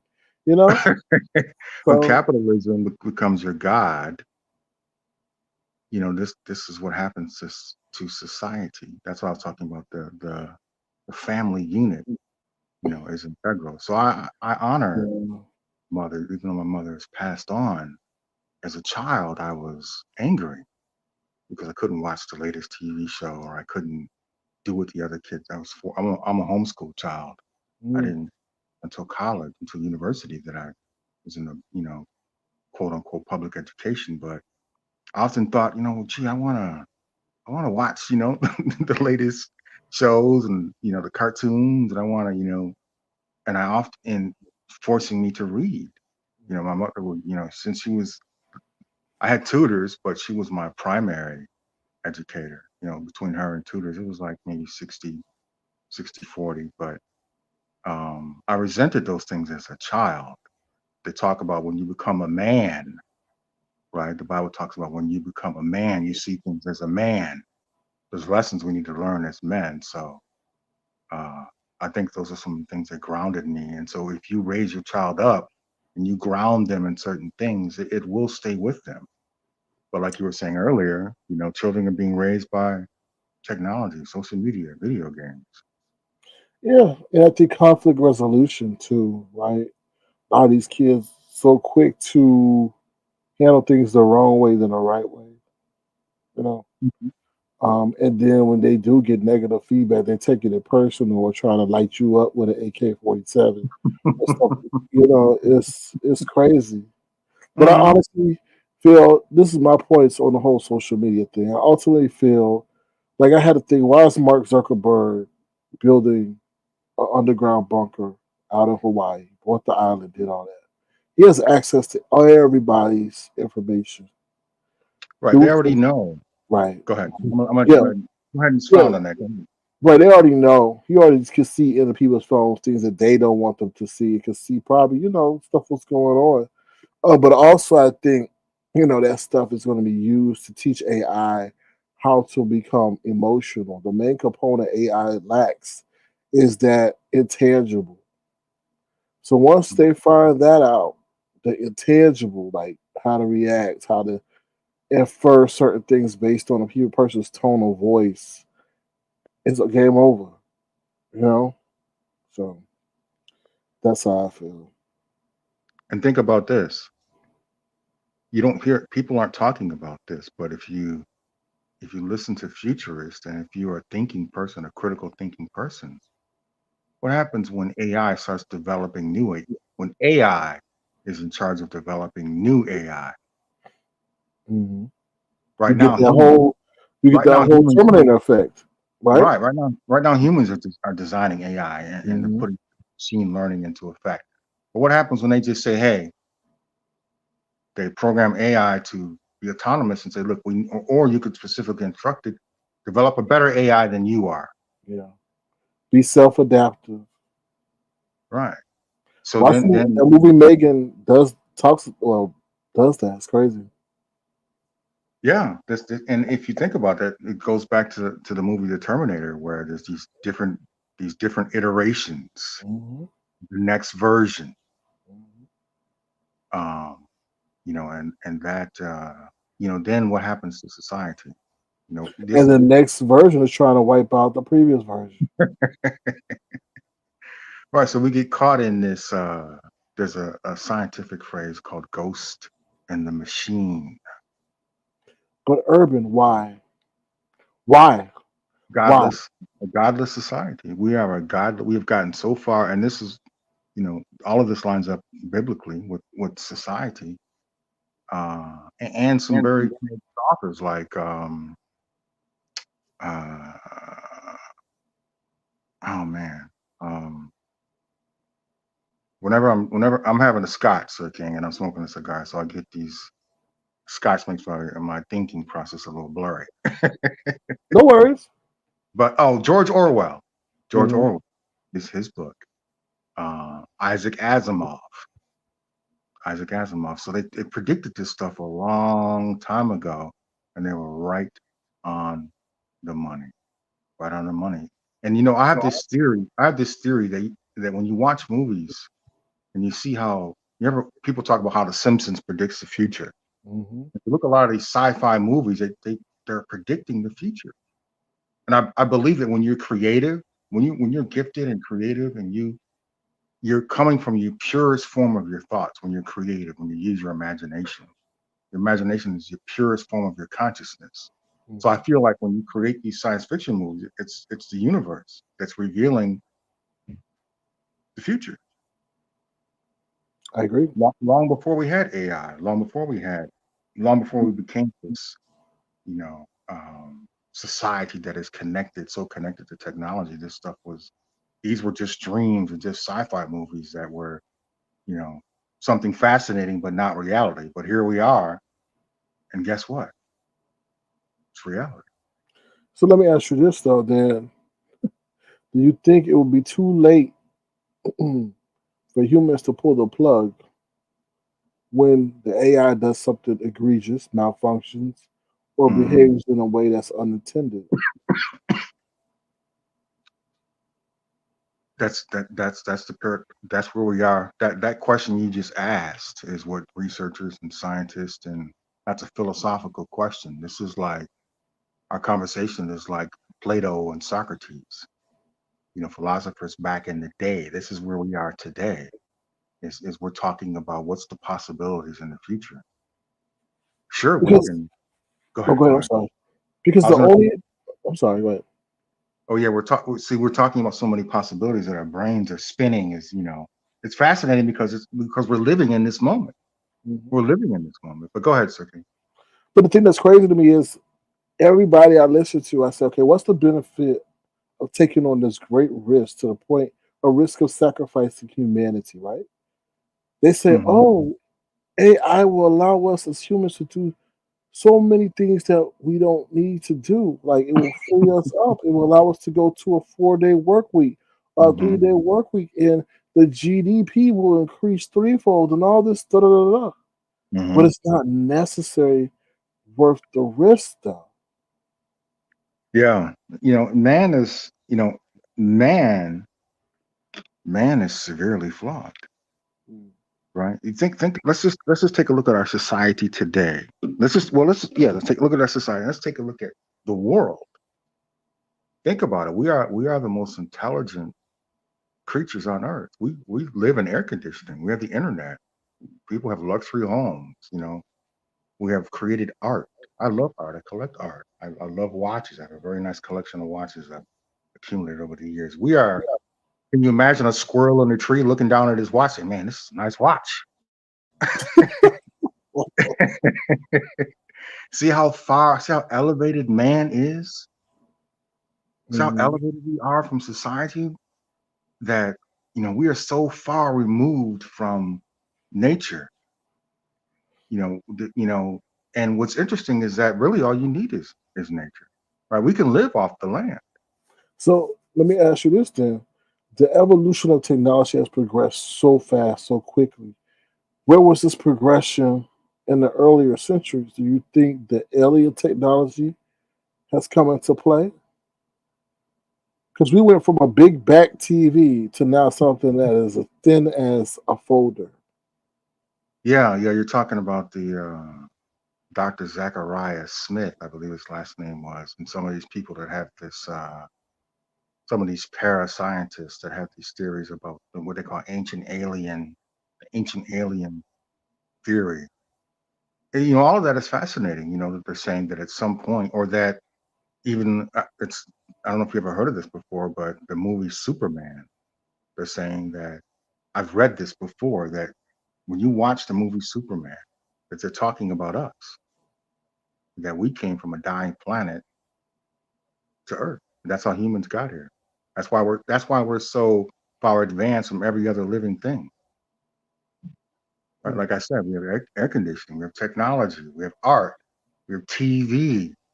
We have architecture. We've designed total cities. Why can't a squirrel design a high end city?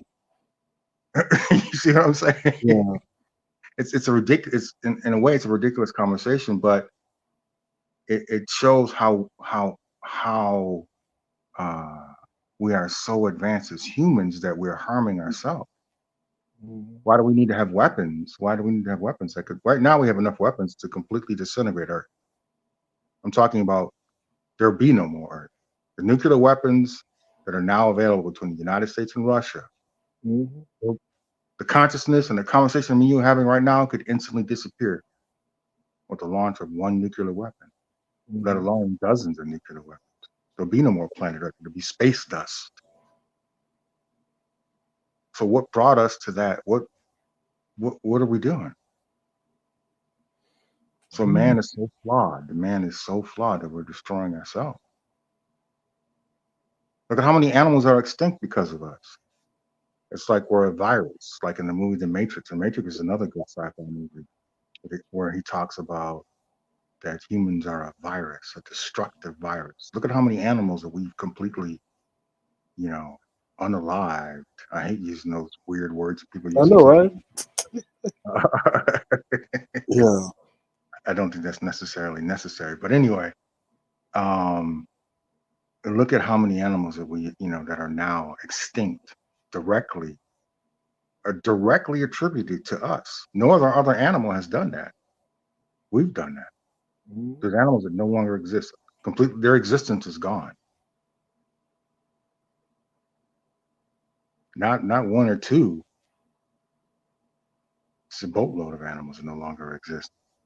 So it's crazy of what where society is headed, and that's why having a faith in a higher power, faith in God, bringing things down to you know the family nuclear level, developing yourself and your family.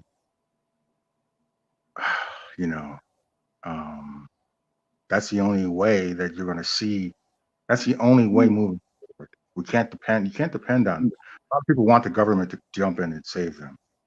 You've become very educated when it comes to the financial markets. I remember when I first started popping in, and we had these discussions. I've noticed that you've become very educated. And It's fascinating to me, just because people. I mean, the wealthy of the wealthy. Let's just say the wealthy are not educated, not doing something that made them rich. They were able to enrich themselves through stock and understand the game and stuff like that. And then, but it's not. You have to educate yourself. You know what I'm saying? They don't yeah, want you to know. The tools are there if you understand it. But exactly. it's just interesting to I just find it interesting. And you see this is how these people became rich. They're not great. They're not smart per se. They have a degree of intelligence, but they're hmm not better than you and I. They just were disciplined enough to try to master something that they saw that could be mastered, and move themselves up to a higher level. That's So another thing about how our brains work and how advanced we are in society. The whole financial market, which is a game of charades, but the entire financial markets. You yeah. really want to stay up to what's going on in the world. I strongly recommend that you, on YouTube, you subscribe to the Economist YouTube channel. Mm. It doesn't just cover the financial markets; it covers how the world is impacted. I highly recommend you subscribe to the Economist and watch those videos. The Financial Times is another one. The Wall Street Journal Hmm. is another one. And as far as financial experts, Warren Buffett is so far ahead of his time. Research everything you can about Warren Buffett. Just go on YouTube, type in Warren Buffett. He gives a lot of wisdom about the financial market. Can you believe he's 95 years old? Jeez. Yeah, it's crazy. It's crazy. And once he's gone, man, there's a wealth of financial information that disappears with him. But he's very intelligent when it comes to, he even gives advice for just an average man, Mhm. and how to dig your family, out of debt, uh, you know, and become, financially stable. See this question by Philly T. SK, how do you feel about AI homes? What do you mean by AI homes, Philly T? I think she means homes that are controlled by AI. So your front door, your temperature in your home, some of these beds can even be controlled by AI in the sense of they can moderate your temperature and adjust the temperature of the bed based on your temperature and the temperature in the room. So that's what I think she's saying. Yeah, that's like I was talking earlier about Skynet. So what Skynet represented from the movie The Terminator is you're being plugged into, you know, a central network that's in charge of everything, right? So if your cars are electronic, if your home is electronic and connected to technology, connected to AI, which this is where everything is moving, then you know, like you were saying earlier, when you're late on your car note, the car just says you look out the window, you get ready to go to work, and you see your car pull off. By itself, it goes back to back to the dealer or to the Right. bank. Exactly. Your house, the same thing. With being plugged into technology, your house, the same thing. If you're behind on your mortgage, you come home, you can't get access to your house. So let me ask you this then. Do you think there will be an AI revolt? And the reason why I ask that is in San Francisco, when they were doing the trials and the tests in the streets, they hmm found out they could throw a cone on the hood of the car and that would, make the car go haywire. So curious to know, like, do you think there will be an AI revolt?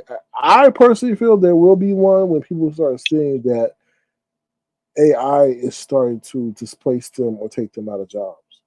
Right. You asking that question think of where you've seen that before. A war against technology. Think movie wise. Give me some movies that demonstrate that. iRobot. Mm-hmm. What's another one? Mm,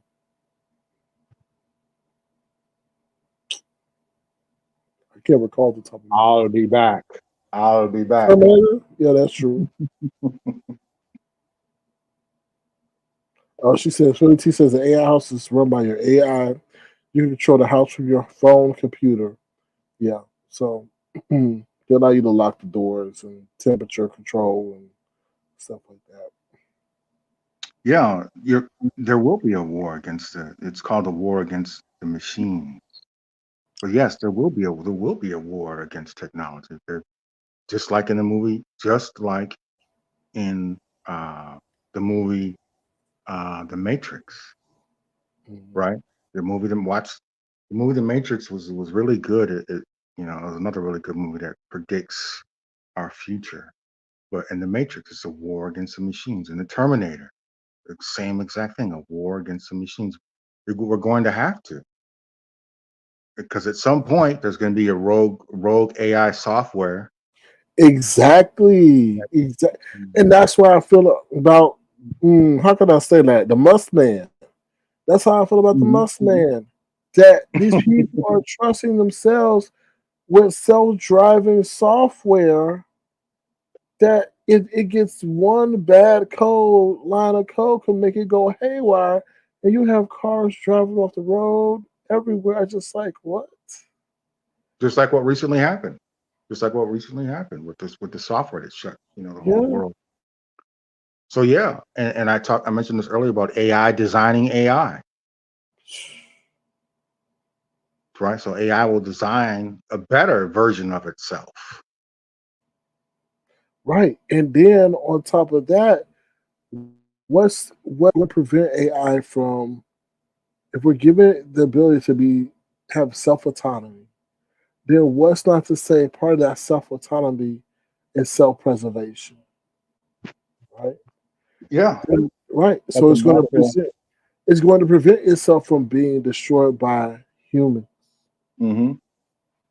Yeah, that goes back to Isaac Asimov talked about that. Isaac Asimov he was a scientist. You ever heard of Isaac Asimov, Sir King? No, I have not.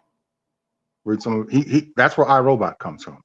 iRobot comes from the author Isaac Asimov. He was a real scientist that wrote science fiction movies. Science fiction books. But iRobot was one of his famous novels that became the movie iRobot. And he developed what's called the three laws of robotics. I'm sure that who's down there? The Bourne guy. What's his name? Bourne, Maverick Jason Bourne. Bourne? No, in your chat, Oh, Maverick Maverick. Bourne. He down there? Yeah, Is Maverick Bourne? I can't. he's down there. Let me turn this chat on. Let me see if I can turn this. I've never, very rarely have looked. I won't open up the chat for some reason. Um, Another one will be Molly. Molly is into technology as well. Can you Is hear me this him? clearly, Sir King? I hear you. So Is this him right here? I see it down. I'm looking at the chat now. I see Maverick Bourne. No, I'm talking about Isaac Asimov. Oh, well, hold on. Let me close this chat out and see what you're talking about. Yes, that's him. Mm-hmm. Mm-hmm. Read his books. Just pick one of his books and read it. Read iRobot. He developed what's called the law of robotics, where it talks about that a robot can't go against human. A robot can't disobey a human. But Mm-hmm. what's called this Google, for everyone out there in the chat, Google Isaac Asimov, the law of robotics. It's three laws that he created that's supposed to govern technology. They still use that to this day. What his What's the books were three back. laws? You know the three laws? I mean, I don't put you on the spot, but Go just ahead, let me. sir. I'm not trying What's to the put three you on the spot. laws? Yeah. I don't know them by heart, so I'm not going to pretend that I do. I used to know them. But Google it real quick, and you can read it to the chat. Three laws of robotics. Okay. The three laws are: a robot may not injure a human being or through inaction allow a human being to come to harm. A robot must obey orders given it by human beings except where such orders would conflict with the first law. A robot must protect its own existence as long as such protection does not conflict with the first or second law. Mm-hmm. Well, that law's already been broken then, because wasn't that robot? They said attacked that a robot attacked a human at the Tesla factory. So, so that law been broken. Wasn't that was a glitch, right? Tell me about that, sir. I read it briefly. Just I read the headline, but I didn't have time to read the whole story. What happened with that? It's it's to me it seems like they said that the robot attacked the the worker to the point where it caused blood or something like that. But I think that it was them. The whole story was being sensationalized. It might have been a point where maybe the robot grabbed onto the person too hard or something, or thought it was some kind of object besides a human being a human. Let me see. Hold on. We'll look that up while we're here. Tesla robot attacks human.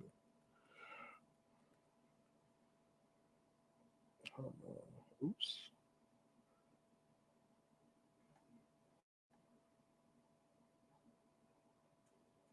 Hold on, y'all. Hold on. Let me see what it says. Okay, this says. Hold on. It says a Tesla engineer was attacked by a robot during a brutal and bloody malfunction at the company's Giga Texas factory near Austin. Two witnesses watched in horror as their fellow employee was attacked by the machine designed to grab and move freshly cast aluminum car parts. The robot had pinned the man, who was then programming software for two disabled Tesla robots nearby, before sinking its metal claws into the worker's back and arm, leaving a trail of blood along the factory surface. The incident, which left the victim with an open wound on his left hand, was revealed in a 2021 injury report filed to Travis County and federal regulators. While no other robot related injuries were reported to regulators by Tesla at the Texas factory either 2021 or 2022, the incident comes amid years of heightened concerns over the risks of automated robots in the workplace. It says reports of increased injuries due to robotic coworkers at Amazon shipment centers, killer droid surgeons, self-driving cars, and even violence for robotic chess instructors have led some to question speedy integration of new tech. So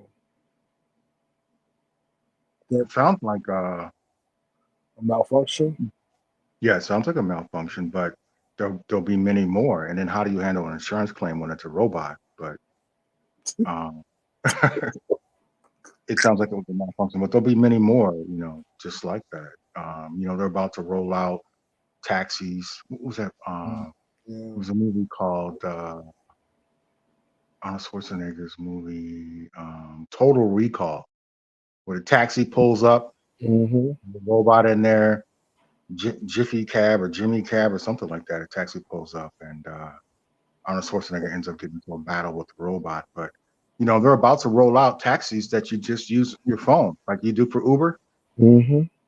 And it just comes up. It's a self-driving taxi. There's no person in there.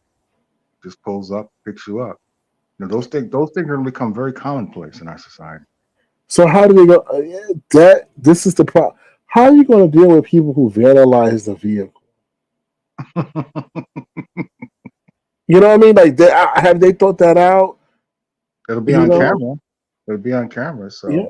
And then while another thing they said that was going to make it so appealing for Elon Musk is that he said he will make, if you own a Tesla, Urban, you will now allow that to make that part of the auto taxi fleet. So if you're on vacation, you can rent it out and have it be part of the fleet. What's up, Fleet? How you doing? Hey, that real quick. I bought a fan the other day, right? One of those fans that had like the air purifier and all that. So I just want to plug this thing up, It had Wi-Fi pairing and all this stuff. And I'm saying, what the hell I want the fan to be plugged up to my Wi-Fi and my phone for? That's crazy to me. I'm old. Just plug the fan up and it What's up, works. Philly T? Hey, Urban Critic, how you doing? How are you? You can just call me Urban. You drop Hi, Urban. call Hey, me Urban. Okay, Felix. all right. We got nicknames tonight, huh?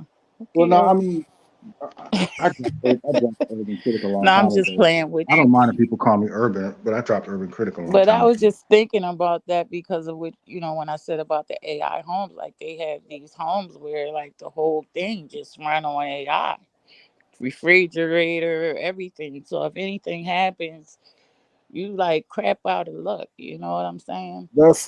I wouldn't. That's a major security issue. I would not recommend that um, at all.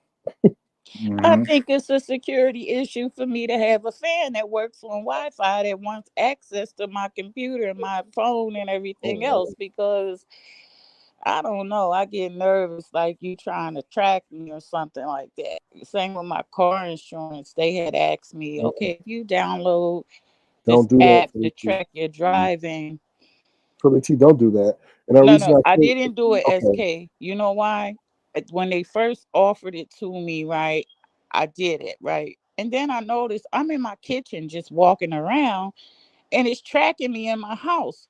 So to save a few dollars, I was like, heck no, and I got rid of it. But yeah, this it's crazy with that. What were you about to say, SK? I'm sorry, I cut you well, off. I was going to say don't do that because they're monitoring your driving habits, which could then be used to determine your insurance premium. Hmm. True. But what happened was when I started noticing that I'm walking around in my kitchen, I'm not even in my car, and it's monitoring me in my home. Yeah, that made me a bit nervous, even more than the rest of it, because that was crazy to me. And they say, well, you only have to allow it, once a week when you're in the car. For one, I'm not even in the car once a week. I can't even lie to you. I don't drive the car. My son does. But Hmm. they still wanted me to be able to, save on insurance. And it sounds great. But when I start feeling like you tracking me and all that, and nah. And then I came up, different, like a lot of us did of a certain age. I came up in the Nation of Islam. So a lot of what we're hearing and reading and all that now, I grew up knowing these things, and back then it was like very militant, so I looked at it like a hardship. But now I'm kind of grateful that I got to learn a lot of things prior to what I see going on right now because it helps me to navigate through life a lot easier. Yeah, Um, the whole thing about apps, Philly, is and this goes back to the establishment of Facebook, but applications have what's called permissions. When most people download apps, most people don't even know what permissions means when it comes to apps. This is the average American. They have no idea what permissions mean. But take some time to look at an app on your phone, click on permissions, and it tells you what permissions does is it tells you all of the access to your personal data that app has. And mhm. data is the new gold in society today. So the whole Right, evolution of smartphones and data, this is how Facebook became so powerful and became a $1 billion company because by the time the government figured out what Facebook was doing and took them to court and brought them before the US Senate, they had already become $1 billion company just by selling data. Facebook, right. And people I'm don't a know the reader. business Like I side. read a lot, right? And I like to read books. I can't deal with the audio books and all that stuff. Hmm. But they make that print so small so that people won't read it and you just click right on allow, and you really just don't even know what you're allowing them access to. They make Hmm. it so long. I mean, this stuff is done intentionally so that the average person that just wants to work whatever it is that they're trying to do at the time, they're not going to take the time to read all that. And you don't realize you're giving them Exactly. access to your whole life. And then what Exactly. can you do about it? You know, Exactly. Yeah. Just like what they Facebook. used to tell us back in the day, read the fine print. Hmm. Yeah. Nobody reads that. And just like everybody and their mama signed up for Facebook, it's free. They didn't know what they were signing up for. Nobody read the fine print. But had you read the fine print, you would have been like, oh, heck no, I'm not going to put this on my phone. Definitely not going to download this. But at this point, it's too late. Facebook has so much data on everyone. I'm one of the people that I never had a Facebook. I've never had any. Closest thing I've had to social media, if you want to call it, would be YouTube. You know, Instagram makes you give them access to a certain amount of photographs and things like that, you know. So you got to be careful with all of those things. And you're right. You could say no, I don't want to do this or that, but when people are just trying to get to the program, they just Mhm. click yes, yes, yes, yes, yes. So you know, and they make it where and a lot of people don't read anymore, unfortunately. They're looking for easiest route, you know, but Right. Yeah. it's worth it to read. It really, really is.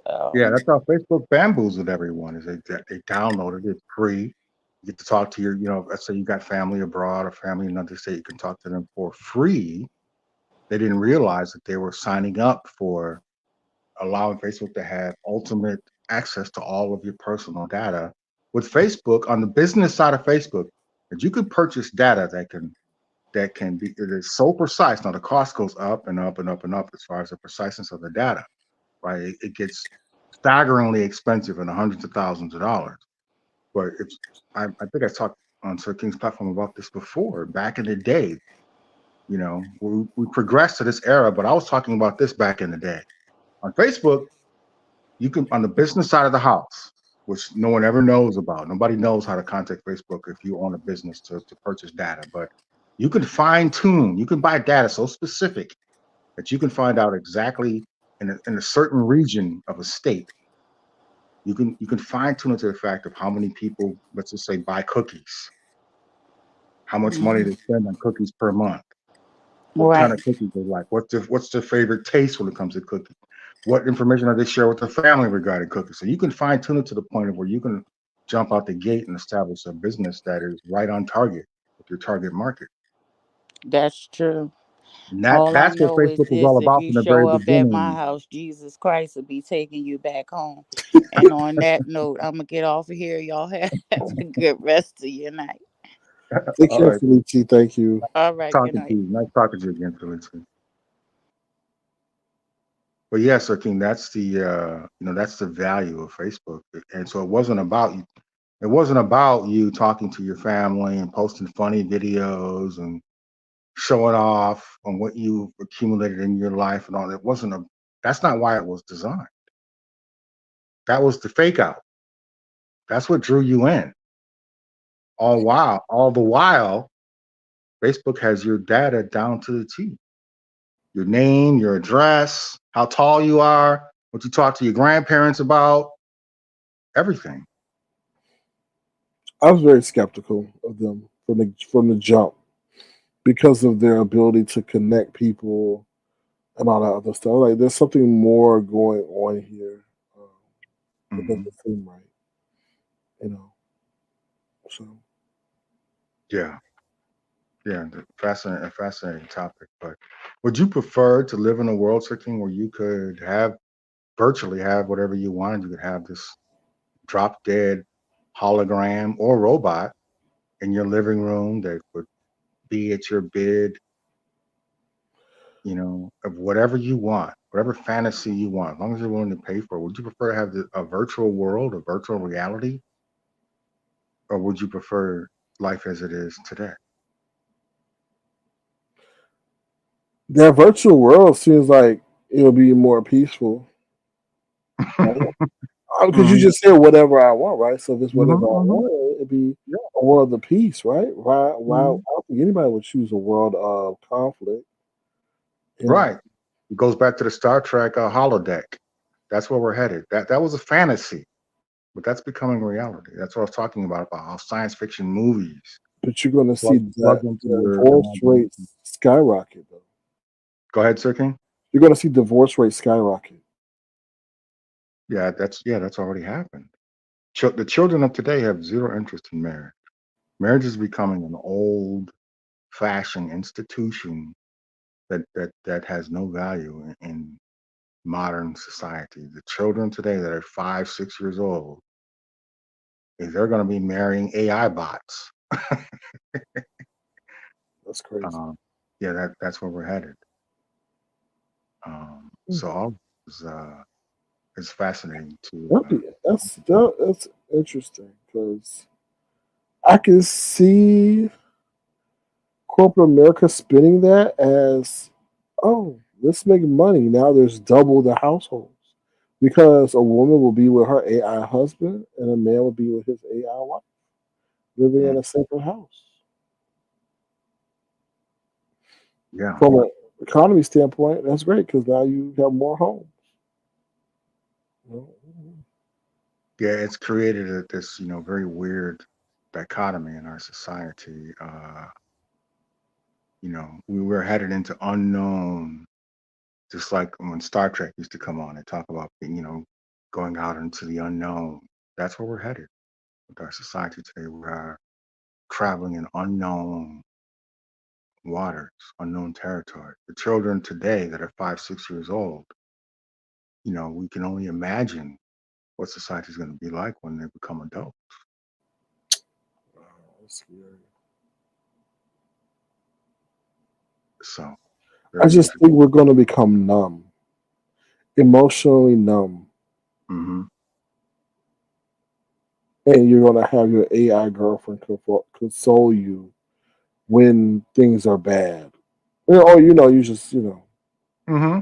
Well, yeah, it's because it's connected to AI. So it goes to, I don't know if you've ever heard the term. You ever heard the term machine learning? Yeah. Mm-hmm.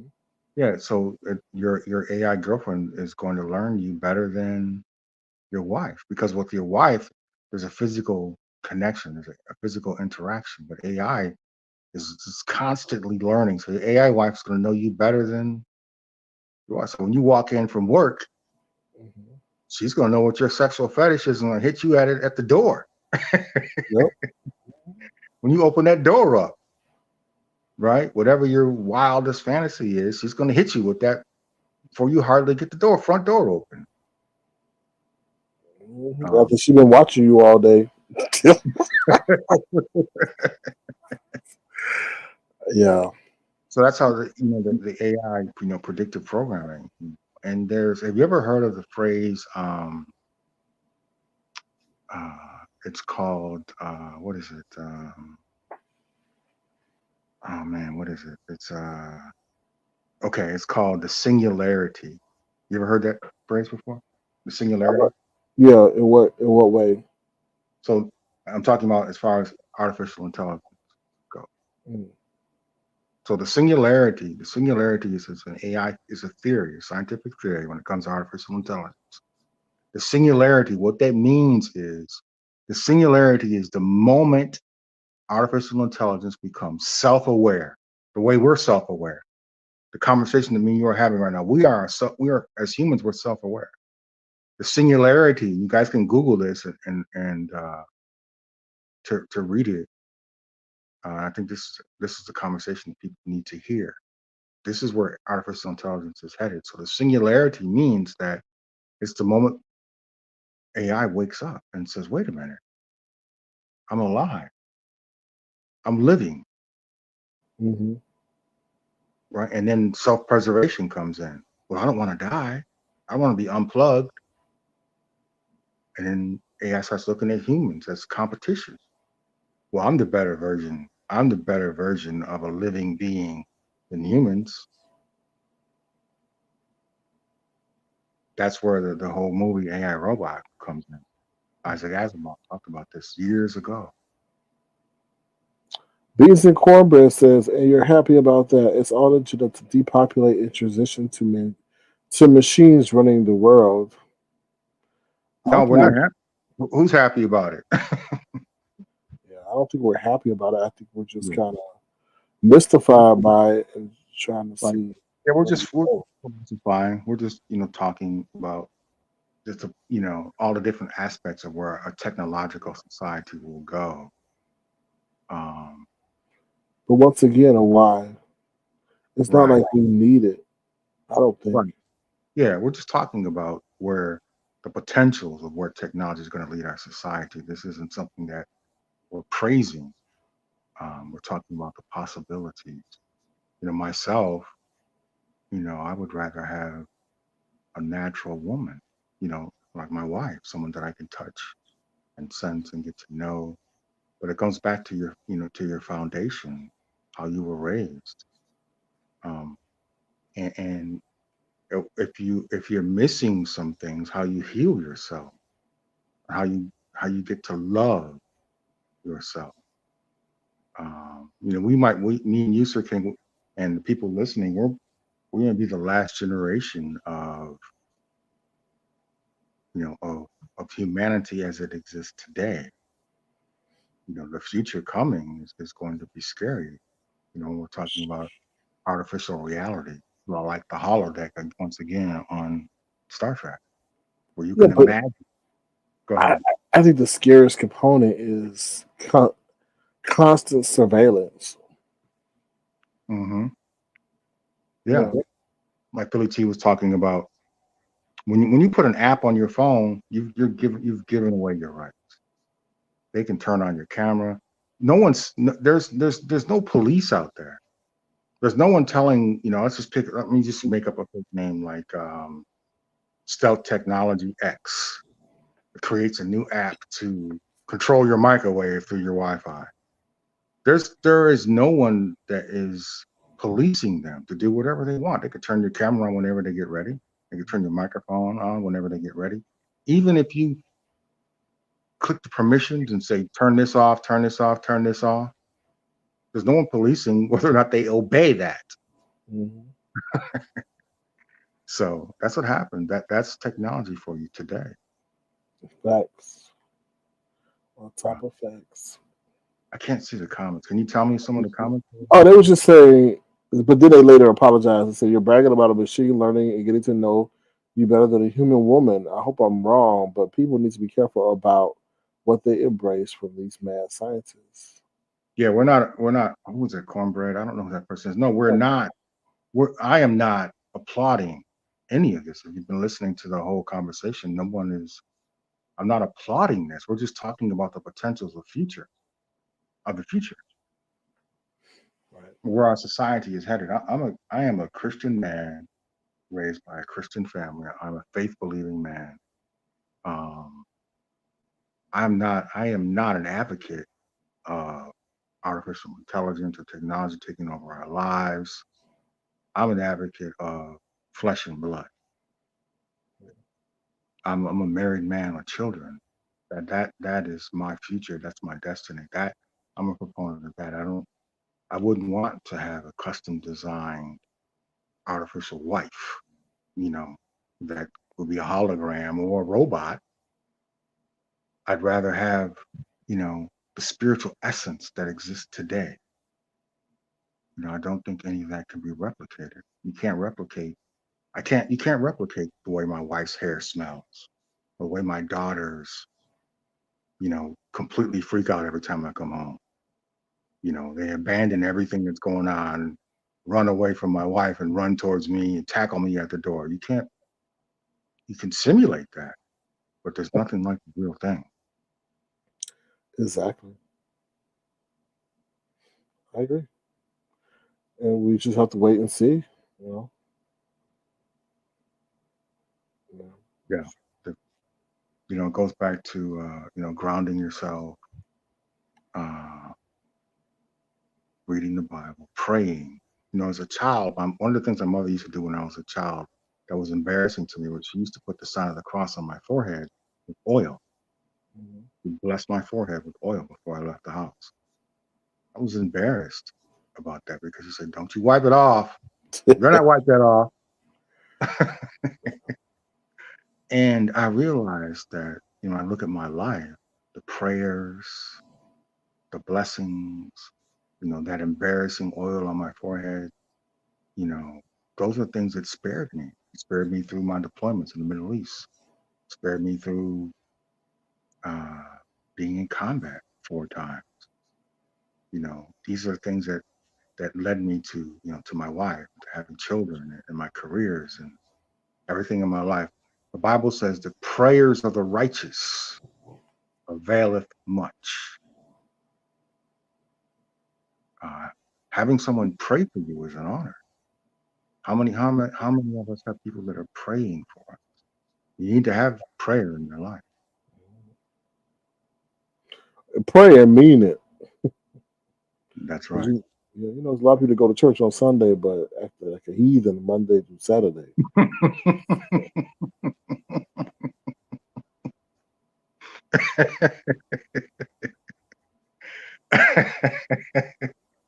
I'm laughing at that because that was right on the point. That's, we talked earlier about the church, where the church is going. A lot of people are just losing faith. Yeah.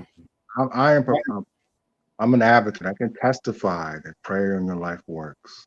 Faith in God works. Having more, teaching your children morals and values, teaching your children, young men, to read Proverbs, to read Psalms. I'm an advocate that I can tell you that these things work. Absolutely work. I agree. I totally agree. If I kept you on too long, Sir King, I know you got to get up in the morning. Or do you not have to? Do you not have to get up in the morning? No, I'm Jay Down and Shaquille. YouTube is my life. I'm on here 24/7. Oh, it mystifies me like how much they are on this application. So what? I know people tune into your channel primarily to listen to B sector stuff. So people probably like, oh, he's not talking about B sector stuff. But these are some of the No, reasons why. no, I have Go a ahead. split. I have a split audience. Like I do feel like there's 42 people currently here, so I do feel Mhm. people do like this side of our conversation Well, they because wouldn't be here. They would have never, yeah, because right, you've always presented. I mean, from the point of me joining your chat and listening to your broadcast, you always did world news from the yeah. perspective. I don't know what you did before I showed up, but No, I did that too. I did world news always because I felt like, yeah, we need to be. We can talk about the mess, guys, but there's a real world out there, you know, hmm and they always say we the last to know, you know. So hmm I just thought, I just like to talk about that. I do feel like I'm not strictly beef centered, hmm and I want to talk about real world stuff, and we can intertwine characters like Tracy J. Wilson, hmm Olivia, Kimmy into the real world stuff as examples, but this shouldn't be our sole focus. So, right. And there's learning lessons that you can get from. I remember hearing you saying that the B sector toughened you up and that yeah. it applied to your real life, Mhm. because it made you mentally stronger, and it also made you cautious about who you let in your circle. So there's life lessons. There's Of definitely course, life lessons. it accelerated life. How can I say? It accelerated lessons of growth, life lessons of growth. Like people intentionally trying to provoke you, people trying to set you up through other Mhm, people. You know how to maybe ask the right question to eventually get the answer you want. You don't ask the question right away, but you ask a couple other questions first to get what you want. How not to Can, jump to can you point? conclusions so quickly, things like that. Mm-hmm, mm-hmm. Yeah, being able to um, evaluate. Mhm. You should always pause before you make a decision, or even before you speak. If you're taking any kind of public speaking classes, uh, before you answer a question or before you speak, self-evaluate. Repeat the question in your mind and think about what you're about to say before you say it. But there's definitely a lot of lessons to learn, going through the ups and downs, and there's trauma. There is definitely trauma inflicted on people. You can see it. I mean, I can go down the line of all the content creators in the beef sector. The trauma. You talked about Jay Wilson. Jay Wilson has endured trauma just to exist, and for that check,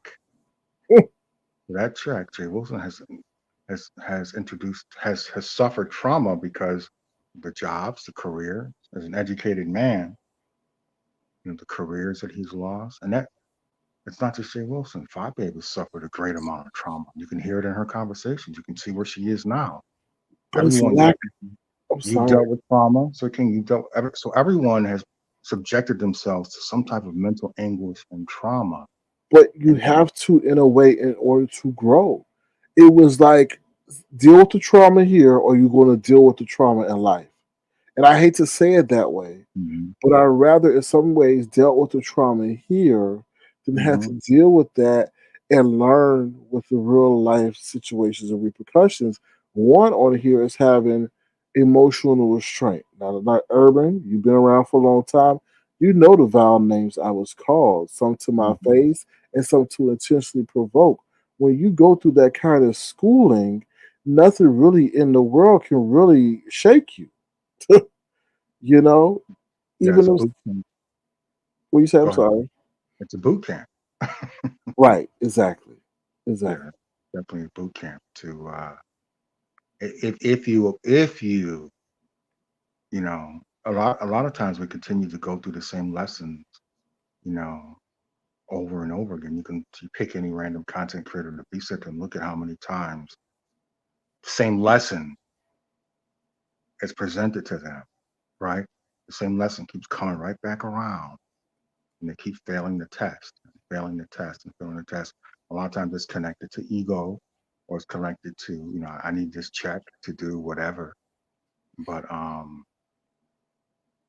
you can kind of see people who are not adapting to the lessons, and that's for all of us in life in general.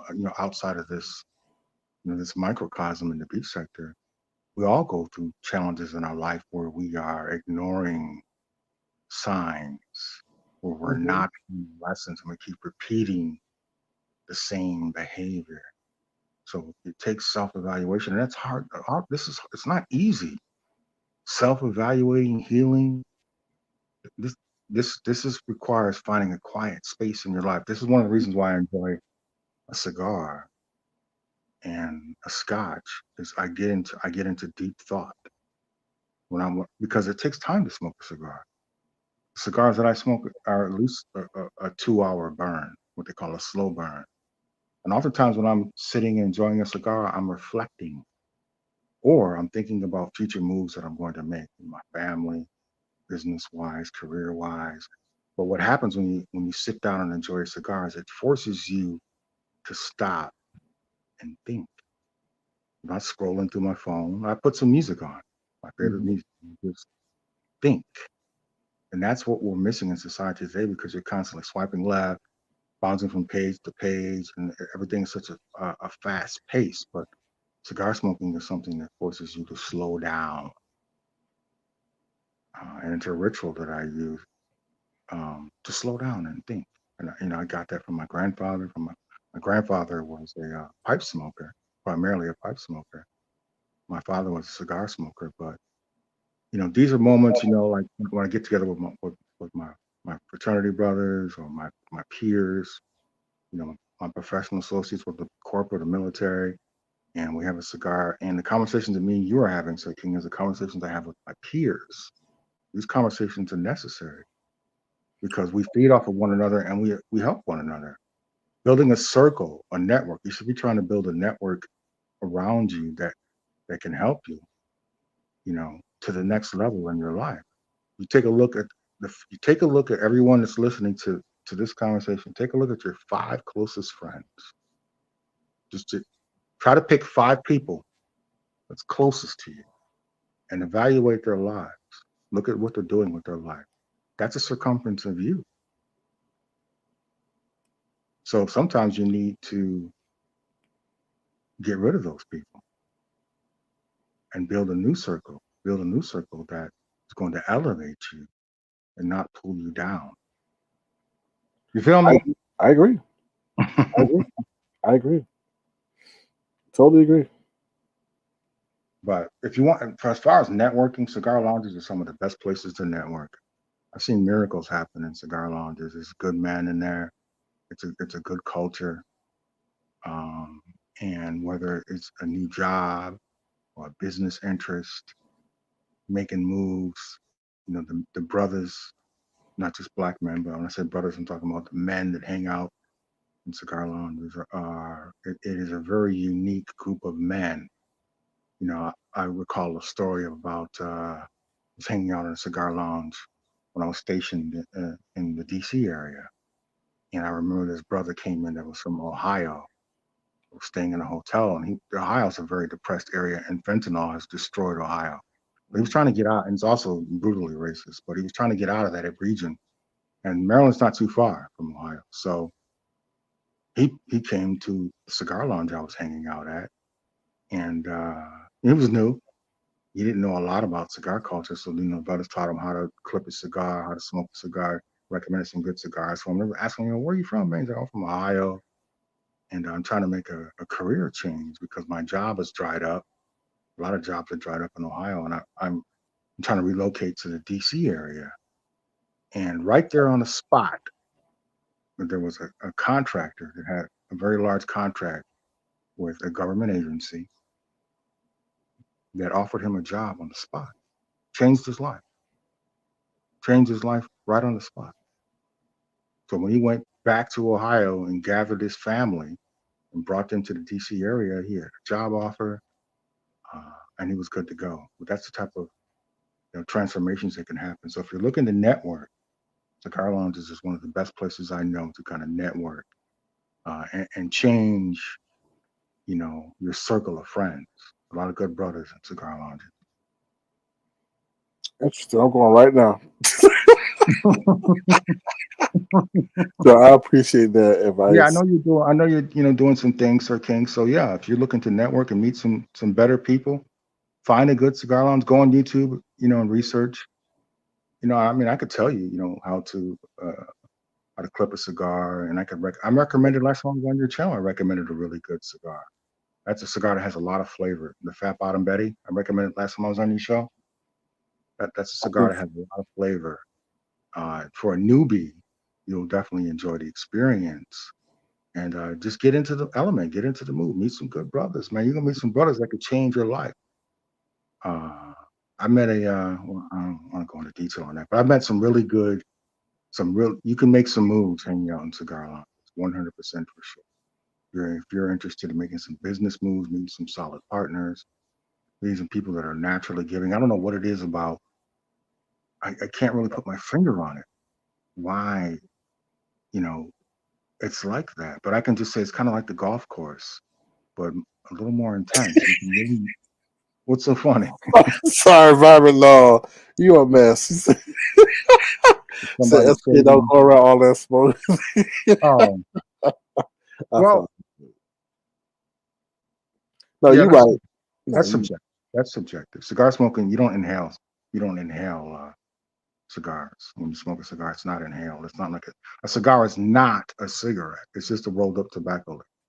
It doesn't have any chemicals or all those carcinogens and all that cancer causing chemicals that's put in. Cigar is not a cigarette. But it's a good place to network. It's definitely a great place to network. I believe you. I definitely believe you. Yeah. And there's absolutely nothing like a good cigar, good premium cigar, and a fine scotch. Absolutely nothing like And an AI girlfriend. it. I'm just joking. Beans and cornbread. Don't get mad at us. We just joking. Beans and cornbread. Yeah. Just So, joking. great conversation, Sir King. I don't want to hold you up any longer, brother. Likewise. Thank you for stopping through. Always a treat. Always a treasure and a joy. So definitely. Thank you. Yeah, I'll be popping in. I'm interested. I've been watching more frequently since this Vegas trip, Mm-hmm. and it was interesting to me. Um, I've been watching. Typically, I don't watch, but I get links sent to me, Mm-hmm. all all the way back to the pandemic, people that connected with the stereo. And I may read the titles, but I don't always click the link. But the Mm. Vegas, I clicked it and I've been following it. So It's let me just say this, Urban. I think it's fascinating, scary, all in one. Because you got this person in the background who's said to be putting this together, but why did they take a sudden interest in Ness? No shade. No shade at hmm all. But you didn't take an interest in Fabi when she was here. I'm just saying. It could be anybody. yeah, that's a great point. Give me 1 second. Second, I got to give me No one problem. second. Yep. And then so you got that, and but then you got all these busybodies, seen and unseen. The cruise was fine because that's a controlled environment in international waters. Ain't nobody gonna have their butt thrown over the railing of the ship with sharks or be in the under the bowels of the plane. Sorry, not the plane, the boat in the cruise jail. So you had a somewhat of a controlled environment. But in Vegas, you got the seen and unseen. You got the people you don't know. You got people setting up stuff, and I think Jay Wilson was wise for pulling out because he can't run. He talking about, I'm a big dude. Mm-mm. He was wise, but he should have been wise enough to say the Moderna is hurting him or something, not putting on Vivian.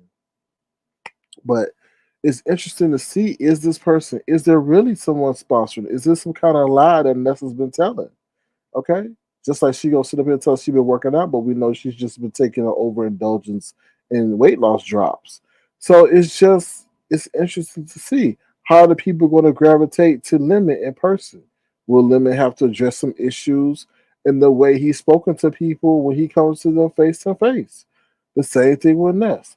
So it's just a lot going on. Or will it be very peaceful, copacetic, and flawless trip? I think you have a lot of factors coming into play. BS says she going. Wilder said he gonna be there. Rico gonna be there. Or is this all just hot air? Is Shaquem gonna sit up there and take a camel to go to Vegas since we know he can't get on a bus nor a plane? Who knows? It's just very interesting. So we'll see. Well, we talked about this very early on in our conversation, so it makes good content. But as I heard you mention earlier, uh, at this point where the B sector is, the content is connecting to people's real lives. Mhm. If you talk crap about somebody, if you're and this is a public platform, you don't know who's listening. You don't know what ill somebody is harboring. So these are the risks. These are the risks that you take when you're a content creator. It's particularly in this area for all content creators, because there's a lot of weirdos out there. It's very similar to be. Yes, it is. Are you laughing at something I said or laughing about the No, chat? I'm laughing at what you said. Oh, It is a lot of weirdos. yeah, It's you don't crazy. know. Right, you And don't know. Go ahead, you Sirkin. don't. No, you don't, and you don't know what may take them off. Right, right, exactly. Yeah, there's people get fixated on you. I mean, you've been through this since doing content in this region, and it's not just here. It's I read a story about a girl who's a streamer, and she said that she gets swatted 50 times a month. Is a very popular streamer. She gets swatted 50 times a month. She 50? said, yeah, she had to go to the local police and say, "Hey, I'm a content creator. I got people that are trolling and da da da da da da da da." So the police department knows when these phone calls come in that this is a content creator and this type of stuff happens. So they don't come in guns blazing. Mm. But yeah, it's very similar. We look at celebrities who have lost their lives be- because of a fanatic. What's the short form of the word fanatic? Fan. Bingo. Mm. And if you look at the definition of fanatic, so you know you can get into this long discussion about the human brain and how, why people become fanatical or why people become obsessed with you. But these are risks that you're taking. So if you're going to do an event, these are the things you need to think about, right? These are things you definitely need to think about. Insulating yourself the best that you can from things like this. But in this region, it's no holds barred, right? There's no rules, right? This goes back to what I said earlier, years ago about policing yourselves. But all this stuff has come to fruition. The conversations we had in the very early days when I first Oh dropped yeah, down. It's the wild, wild west. So and, you and, either mo- and money makes it shake. So, and the reason yeah. why I said it is somebody will put up some money for some stuff to happen in Vegas. I guarantee you that. Oh, You know? right, right, yeah, Mhm. and also people are spinning narratives and creating storylines for views and content. So you don't really know what's true until things really go down. So you don't know if someone just said, well, okay, I've got this investor or I have this or I have that going on. The reality is you really don't know, because it's all content. That's the way this particular sector works. It's everything is content and there's no rules. And so, it's a lawless it's a lawless society. So you don't know. But there's risk involved in all of this. There's risk involved. And so you definitely have to be strategic uh, in how you move, what you share, and the corporate world. You talk about doing a risk analysis. You're going to have to do that. That as a content creator from this region, you need to do a risk analysis. Oh, Urban, I already done it. That's why I pulled the plug on a lot of stuff. I pulled the plug on a lots of stuff, a lot of things. It's like I see what's going on. I even told them, Urban, when people were lazy. This really started with Tracy. Oh, and she started inviting the black sector over. Oh, they're doing commentary and all that stuff. Then Brianna opened the portal. Brianna used to visit these sectors on the different troll pages, ODS as well. Then they opened these portals. I'm like, why are y'all engaging with these people that told you how they play? Mhm. And I made a decision not to play with those people because they already warned you. It wasn't like they snuck up and told us. They already told us, and they still wanted to engage with them. So, peace is something that does not have a price tag. Mhm. So we shall see. Yeah, and that's part of what draws the crowd, right? That's part of what drives the crowd to the peace center is the unknown, the unpredictability, the drama that may ensue, and so it's a vicious cycle. But self-preservation is number one. Self-preservation should be number one. And Okay, they're we can't. giving up their preservation. You know what I mean? Just with that whole person with that guy and that subscriber that allegedly went up to his home today, or pulled up. Hmm. Hmm. You know, Yeah, yeah. I talked about this years ago about people pulling up, and that's become the status quo. And like I said years ago about if you don't have any kind of standards, things just continue to get worse and worse. So pulling up is no big deal. What you probably would do in a risk analysis, well, not what you probably would do. What you would do in a risk analysis is assume that that's going to happen. Assume that somebody is going to pull up. And so, how do I prepare for that if someone does pull stop begging.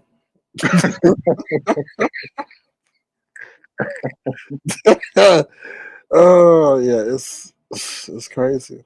It's insane.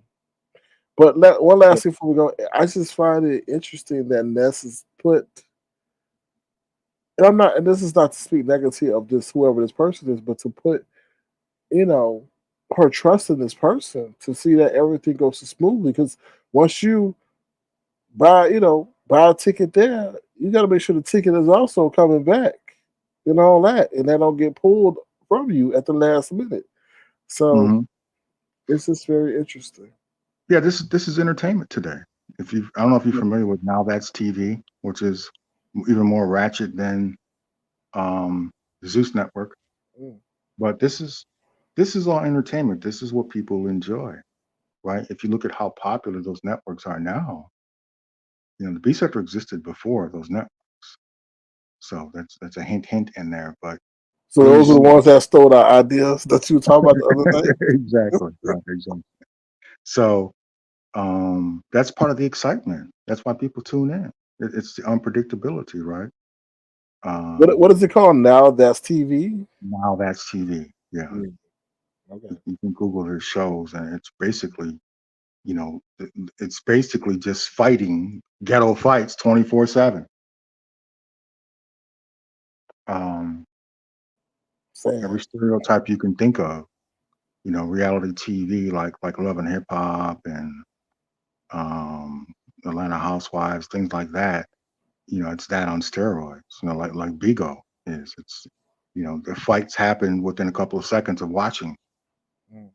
And it keeps you watching, keeps you geared in.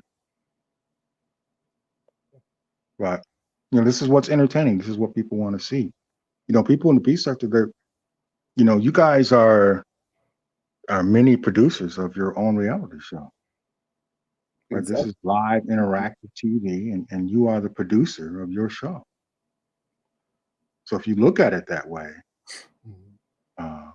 and like I said, do a risk analysis, do a risk assessment, and if this is where you're going to be, if you decided this is where I'm going to be, then you need to do it the best that you can. Protect your subscribers, protect yourself, protect the people that are associated with you the best that you can. And if you determine that it's not safe, then move accordingly. Would you think that's probably why Jay Wilson pulled out?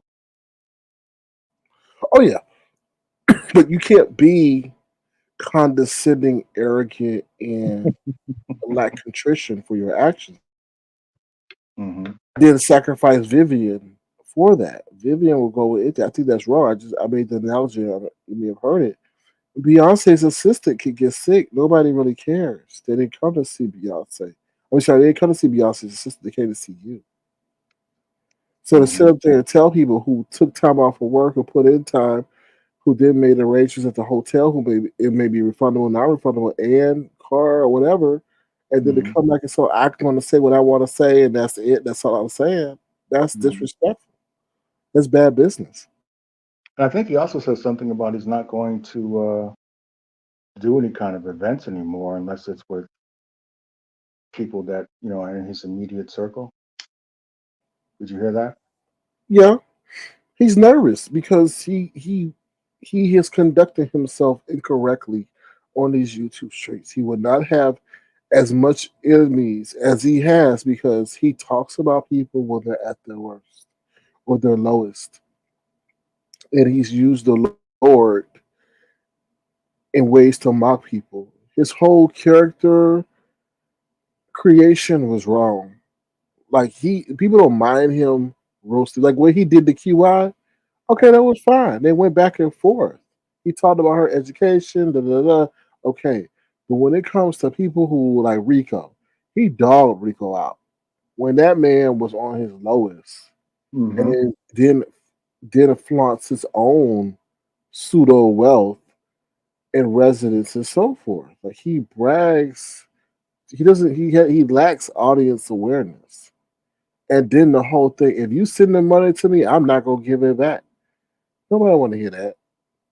It's ways once you conduct yourself on here that And doesn't it's something, create animosity.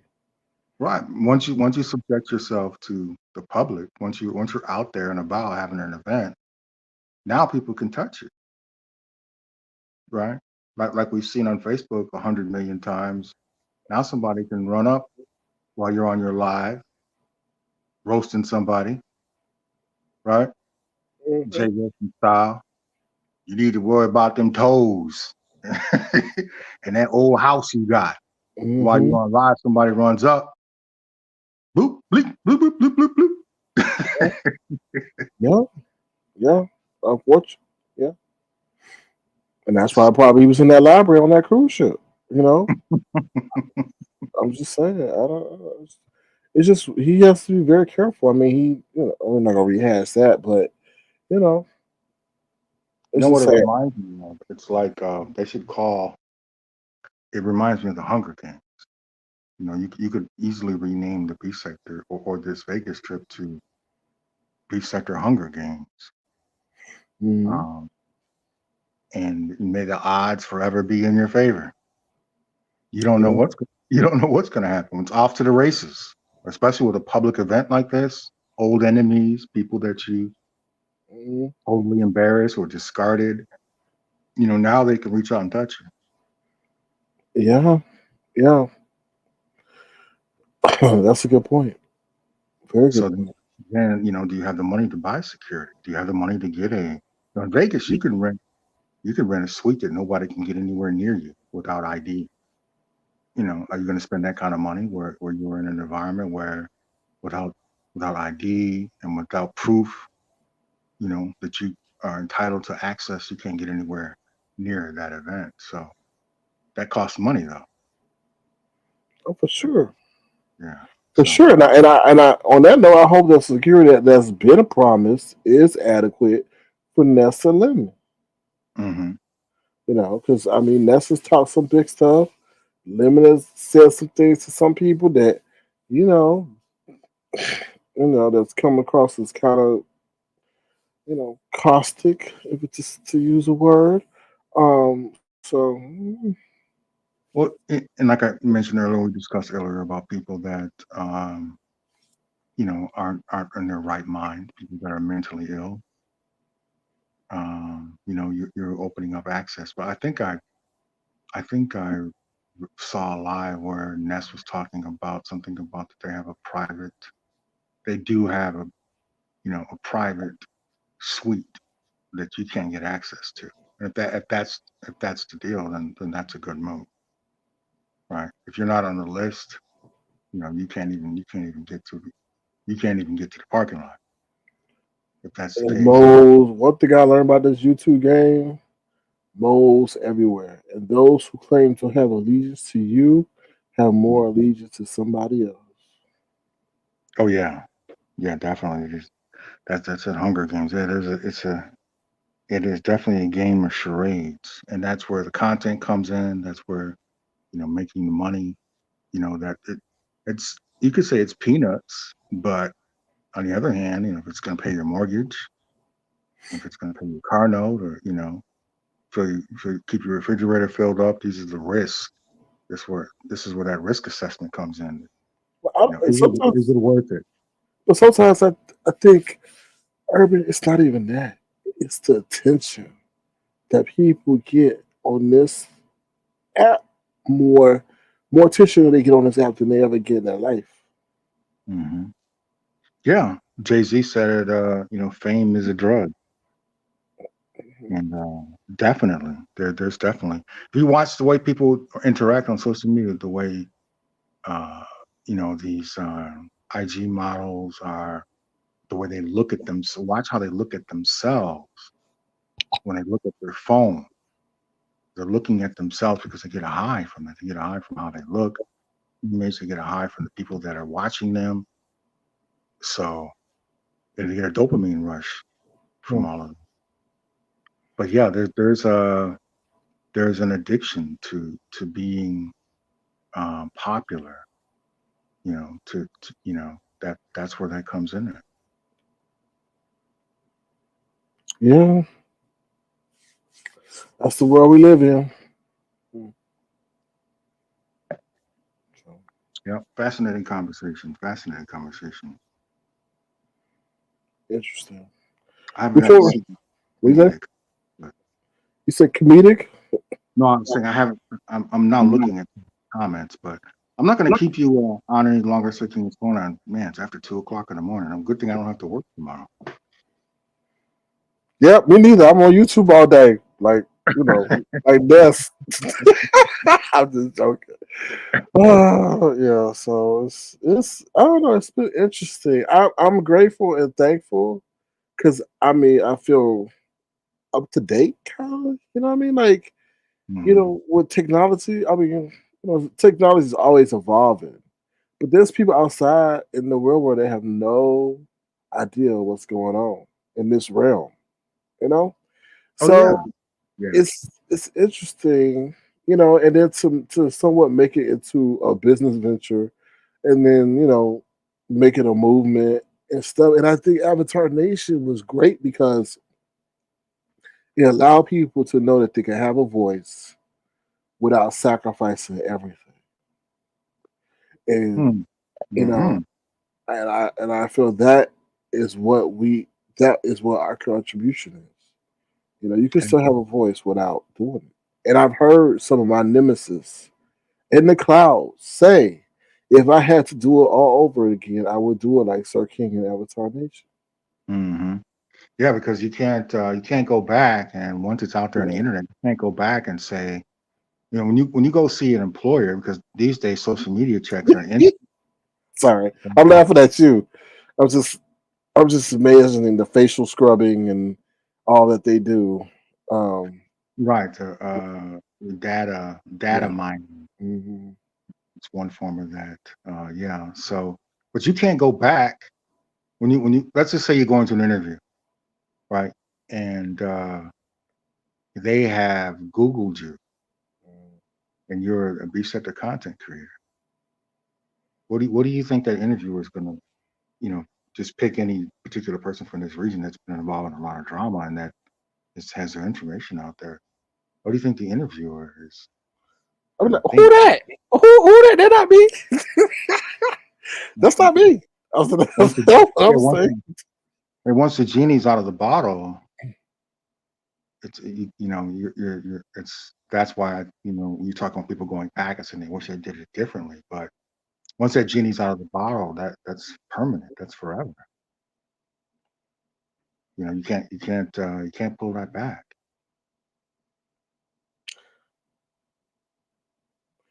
So Some people think that by showing their face, that they immediately cause a connection with the audience, and sometimes it don't work that way. You know, so yeah, there's very large content creators that have never showed their face, have millions of subscribers that have never showed their face. But I think it's the nature of this sector where you have to be cautious about what you reveal as far as your face and things about your personal self. But it's the nature of this sector. You know what I mean? If this was just, roasting and gagging and having fun and, kind of like I always refer back to Nick Cannon show mhm. where it's fun, it's all in fun. I would say the early days of the B sector where, you use the term roasting and gagging where it was all in fun. And historically in the black community, the dozens, you ever heard the term the dozens? Yes, hmm, Yeah, it's all in fun. And so it started that way. we got it right, exactly. It started that way. And remember, I talked about how a lot of the people that were here, they had an interest in entertaining. Some of them, a large portion of them came from the entertainment community. They were already trying to do that. They looked at YouTube as a new form to show off, their love for entertaining. Like Nicole Tyler, right? She did her music. She wanted to be an entertainer. Uh, people that had legitimate entertainment connections that have been involved in TV shows, reality shows, and a lot of that is in the inception, and you have some people that have gone on about done extremely well, like Tasha K. She's done extremely well. Do you And think that's extremely well, though? I mean, her well, situation with Cardi B. well, yeah, obviously there's risk, but she's positioned herself where her brand has some value. She can always rebuild, but she's established a brand. So obviously there's going to be risk. But whenever you watch her go in on someone, how can you not reflect back to her origins of Mona Simone and the B sector and all that? When you watch Tasha K go in on someone, if you're from the B sector area, you cannot. How can you not see her B sector roots? You know what I'm saying? So yeah, she's taken a lot of risks and she's taken a lot of hits and she's hard headed, of course. Um, those are the risks that you take when you're in this business, this social media business. I agree. And you have others that have come from here that have done well. But I guess the question would be, after the ones that have gone on, and like Tasha K can draw a live audience. That's the true test of of uh, Relevancy. of your value in entertainment is a live audience. She's doing live shows. She's doing those specifically because she knows that is a core of can you draw people to a live show. That's going to open up future avenues for you. But all of that is interesting. But you take the good with the bad and the risk that are involved.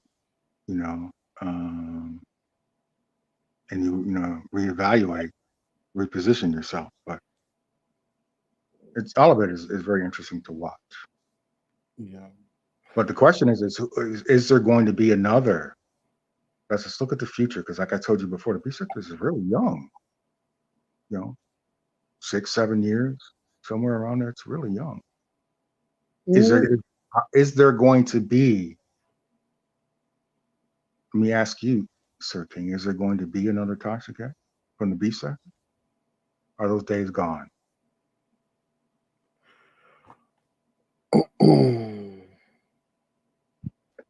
It can be.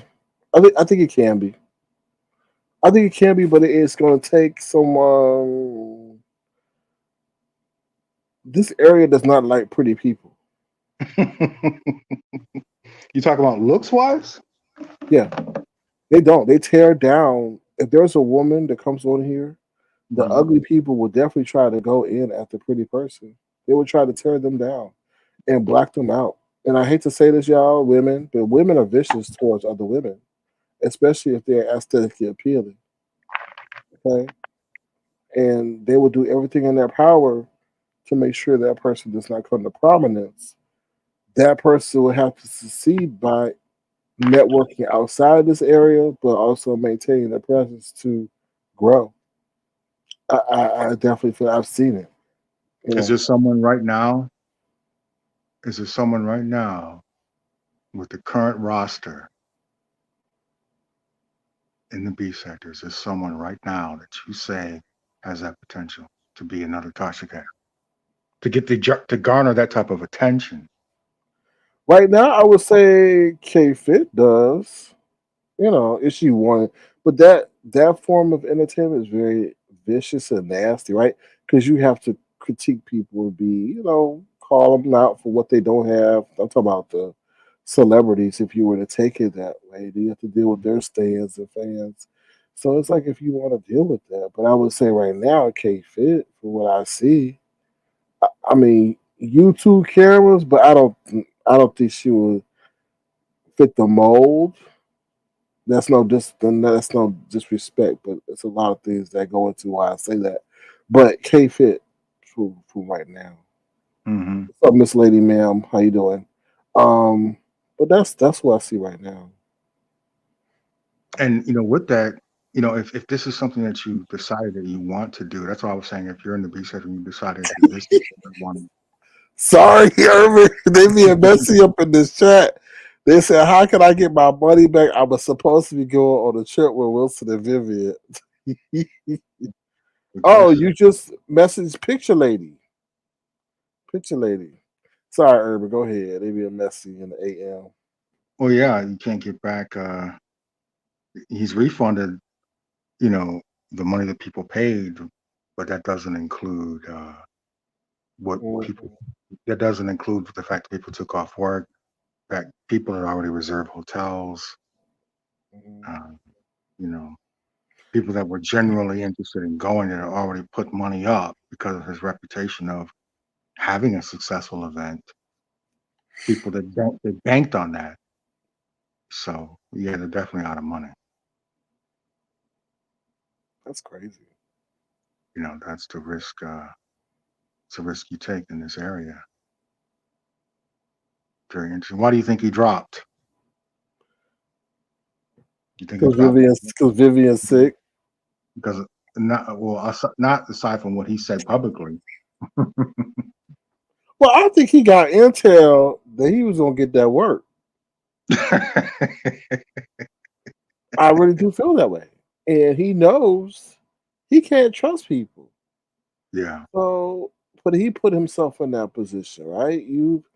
You've carried on and presented yourself in a way that's arrogant, condescending, and degrading to those who supported you. I gave that man $50 when his page got taken, and he still treated me like crap. I said, "Wow, okay, okay, Mister." Yeah, So, there's a lot of old grudges for sure. We talked about this earlier. There's definitely a lot of old grudges, and you don't know when you're gonna have to pay the piper for things you may have said or someone you may have, you know, um, roasted and made fun of, of real life situations, that real life trauma, right? If you're going through some genuine trauma in your life and someone is making fun of that, it hurts. And people will sit back and plan revenge. mhm. When you're talking about someone who's severely mentally ill, there's pretty much nothing you can do to stop them from running up. But I'm mystified at the fact that I'm not trying for him to be a quitter, but this has been a severe hindrance to him personally. So why did you keep coming on here? You know what I'm I saying? talked about I talked about the Yeah. impact of his career as an educated man, but it's easy money, and so when you Mhm.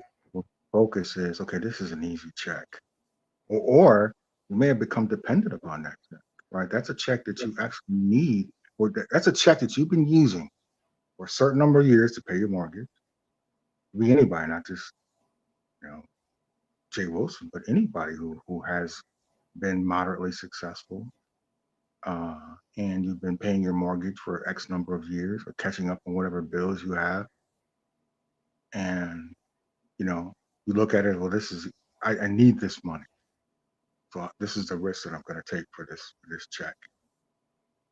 But I talked earlier about lessons that are brought to us. God will present lessons to you over and over and over and over. And you may live your life that way where you've never learned the lesson. And that may be the totality of your life. You just never learned the lesson. And It's sad, man. yeah, It's sad. that's who you want to be. You definitely want to learn your lessons and elevate your life. It's easy for me to talk about this, for anyone to talk about this. It takes work to change. Most people don't change. Most people will never change. It takes work to change. Defiance, huh? You see, it says, oh, they're still talking about the money. Whoever this is mad about that money. I mean, but that is. Didn't anyone else send a copy of their driver's license and social security? Yeah, I think I that heard what? I heard that rumor. Yeah, that I sounds think like that was that sounds like a also story. risk. I think it was also risky business asking people for their driver's license and ID. Um, Did that and actually happen? That sounds like someone who's having a fun no, time. well, no. They were requiring people to verify themselves via that. I heard the driver's license. I don't know about no social security card. But I did hear they were trying to verify people via ID and all. But I'm like, when you do that, you enter into murky waters because of privacy issues. Um, and I don't think they lack the expertise in handling people's personal private information. So yeah. Yeah, yeah, for sure. Definitely not in this region, but Hmm. everyone's having fun and trolling. It's okay. But Oh no. Well, that's the part I wanted to. I didn't elaborate on my broadcast. So Jay Wilson did go live addressing Yollywood about that because there was a rumor going around that Vivian was asking for people's social security number and all that other stuff to go with it. Jay Wilson had to come live to protect Vivian from that rumor, but the part about the driver's license is totally true because they needed to verify that the person that signed up was the person actually who they claimed to be because they were fearful of people infiltrating their, their whatever, their shindig. Mm-hmm. So, and they wanted to see that that they were able to, if they had to, have the necessary information to hold people accountable if they were to act up and knock Jay Wilson against his bald head. So that's how the driver's license came into play. So Mm-hmm. once again, you start tethering that line of, are Mm-hmm. you going to be able to protect those people's personal private information from doxing attempts and so forth? What are your safeguards? Are you going to, how are you going to do that? So Mm-hmm. Interesting. Very yeah, interesting. yeah, Wow. yeah. Hmm. So, for Lemon, like I was discussing earlier, you guys need to sit down and do a risk assessment, weighing, the good versus the bad, and then really think it through to ensure that not only are you protected, but the people that you've invited, because there's definitely a liability. There's definitely a legal liability, 100% for sure. So That's anytime what you makes that's what go, makes me think: is there really a sponsor? Is that why would a person subject their personal wealth to something like this that has the potential of maybe going not right? Not saying that we want it to go right, but we have to be humans and be realistic as to where we are and who we're dealing with. And why would someone subject themselves to, unless there's some kind of, I don't know, protection they yeah, got legally? yeah. If Yeah. you're, go ahead, Sergey. No, go ahead. You good? I was gonna say if it's a person that has a background in the entertainment business, then the same way that Now That's TV. If you ever watch their shows, it's just brutal fighting, mostly black women fighting and gay men fighting. But there's a Webster's dictionary stack of documents that you are going to have to sign. Um, so if it's a person, if there's a sponsor that has an entertainment connection, then they're going to have you signing documents that are going to release them. But if it's just someone that just is being nice and wants to see people connect, uh, I highly recommend it to sit down and consult with an attorney. And I just got to interject here real quick. Um, Miss Lady Ma'am, so since I'm gonna say this respectfully, I hope you're not trolling because I'm gonna answer your question with seriousness. Okay, you say I've been working all day today and found out the trip was canceled.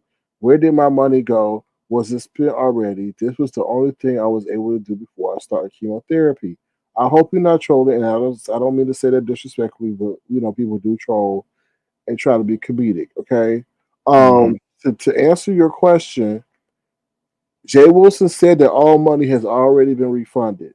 So I don't know the form of payment that you submitted to them, but you need to check your Cash App and see if they submitted it to you. You continue with your statement. Since I emailed Vivian, I believe that her name, but it was Picture Lady. I have to look back in my inbox. I'll message her soon as I heard the news, as nobody has responded back yet. Well, Picture Lady is probably sleeping at this time of day, but definitely what I would recommend to you is to definitely email Picture Lady since she seems to be the brains and hands of this, you know, trip. And then also drop into Jay Wilson's live when you see him live next, and he'll be forced to hopefully address you and your concerns, because they are legitimate. That's all I can recommend with all seriousness. And we hope you have a successful chemotherapy treatment as well. So, um, Hmm. Okay, so Ken, I think I kept you up long enough. yeah, let me get your last takes on. Do you know what CrowdStrike is? Yeah, I talked about that Right. where all of the flights were messed up and the electrical grid was messed up and So, the how whole long do part of you the United think? States was completely collapsed. Right. So how long do you think they're gonna have to deal with the fallout from their um, situation? Because their stock price in the last, let's say last month, has dropped $186. Oh, really? Has dropped $186. Last week it dropped $60. What Woo! was it before? Around Do you know what it 334. was This before is before the incident happened? was around $334 per share. How long do I think it will continue? Oh man, that's pretty speculative. Well, I also think they're tied into this whole sell off too, right? So, Yeah. um, you know, but that's crazy, you know. Were you so most people weren't aware of CrowdStrike. Everyone. If you look at the media, they were like CrowdStrike, and that's pretty much how the American society works. Is we Americans tend to be ignorant of real world things. That's why I recommended watching The Economist Mhm. YouTube channel and other channels I recommended. But most people weren't. Were you aware of them before? Yeah, because that's one of Nancy Pelosi's husband's stock holdings. So you were aware of them before. Hmm. Okay, that's good. That's good. That's good that you were aware of them. Yeah, That's, yeah. Mhm. yeah, that's highly speculative. I don't know. I really can't put a timeline on when we're going to recover from that. Yeah. But they were companies like that. Mhm. They were plugged in. They were plugged in a lot, and there's a Yep. lot of companies like that people don't realize are so plugged into the fabric of our society. But I really can't answer that. So how long it's going to take them to recover, or if they ever will recover. Long That's term, yes. Short term, they're gonna have to, from what I'm reading, have to suffer the brunt. I think a lot of people who are invested in it, because they are a core company when it comes to cybersecurity. Mhm. Um, because I think, like I said, Nancy Pelosi, they said if you want to know the winning stocks, look at Nancy Pelosi's husband's holdings, and you will Mhm. see what companies to invest in because they get information before we do. Um, so, like I said, long term, yes. Short term, no. I think in that situation, they're just going to have to like have a couple of public victories, meaning what they throw off and all that other stuff, and then they'll be right back up. So it was just shocking to see. But I mean, Boeing didn't collapse that much, and Boeing was pretty much almost killing people. So you know, Yeah. so it's very interesting. Um, Yeah, yeah. um, that's a good question. That's really speculative. But if you look at how dominant they were and how plugged in they were, Mm, I do believe that they'll recover. But when I can't say. yeah. It's speculative to say, but I do think they'll recover. Uh, Oh, and on AI, NVIDIA, I think NVIDIA holds the key to the future. the video. NVIDIA, it's a major Oh, AI. oh, oh, Yeah, oh, yeah. You talking about the stock? yeah, the stock. Yeah, Yeah, yeah, yeah. They are. Yeah, if you haven't invested in them, um, that's a company you definitely need to invest in for sure. for sure. Yeah, For sure. one. Yeah, that's a good investment for sure. That's one you should definitely have in your portfolio for sure. Long term too. Yeah, yeah, that's a good investment. And the last I said, in regards to haterade, that was definitely some haterade they were showing the video talking about.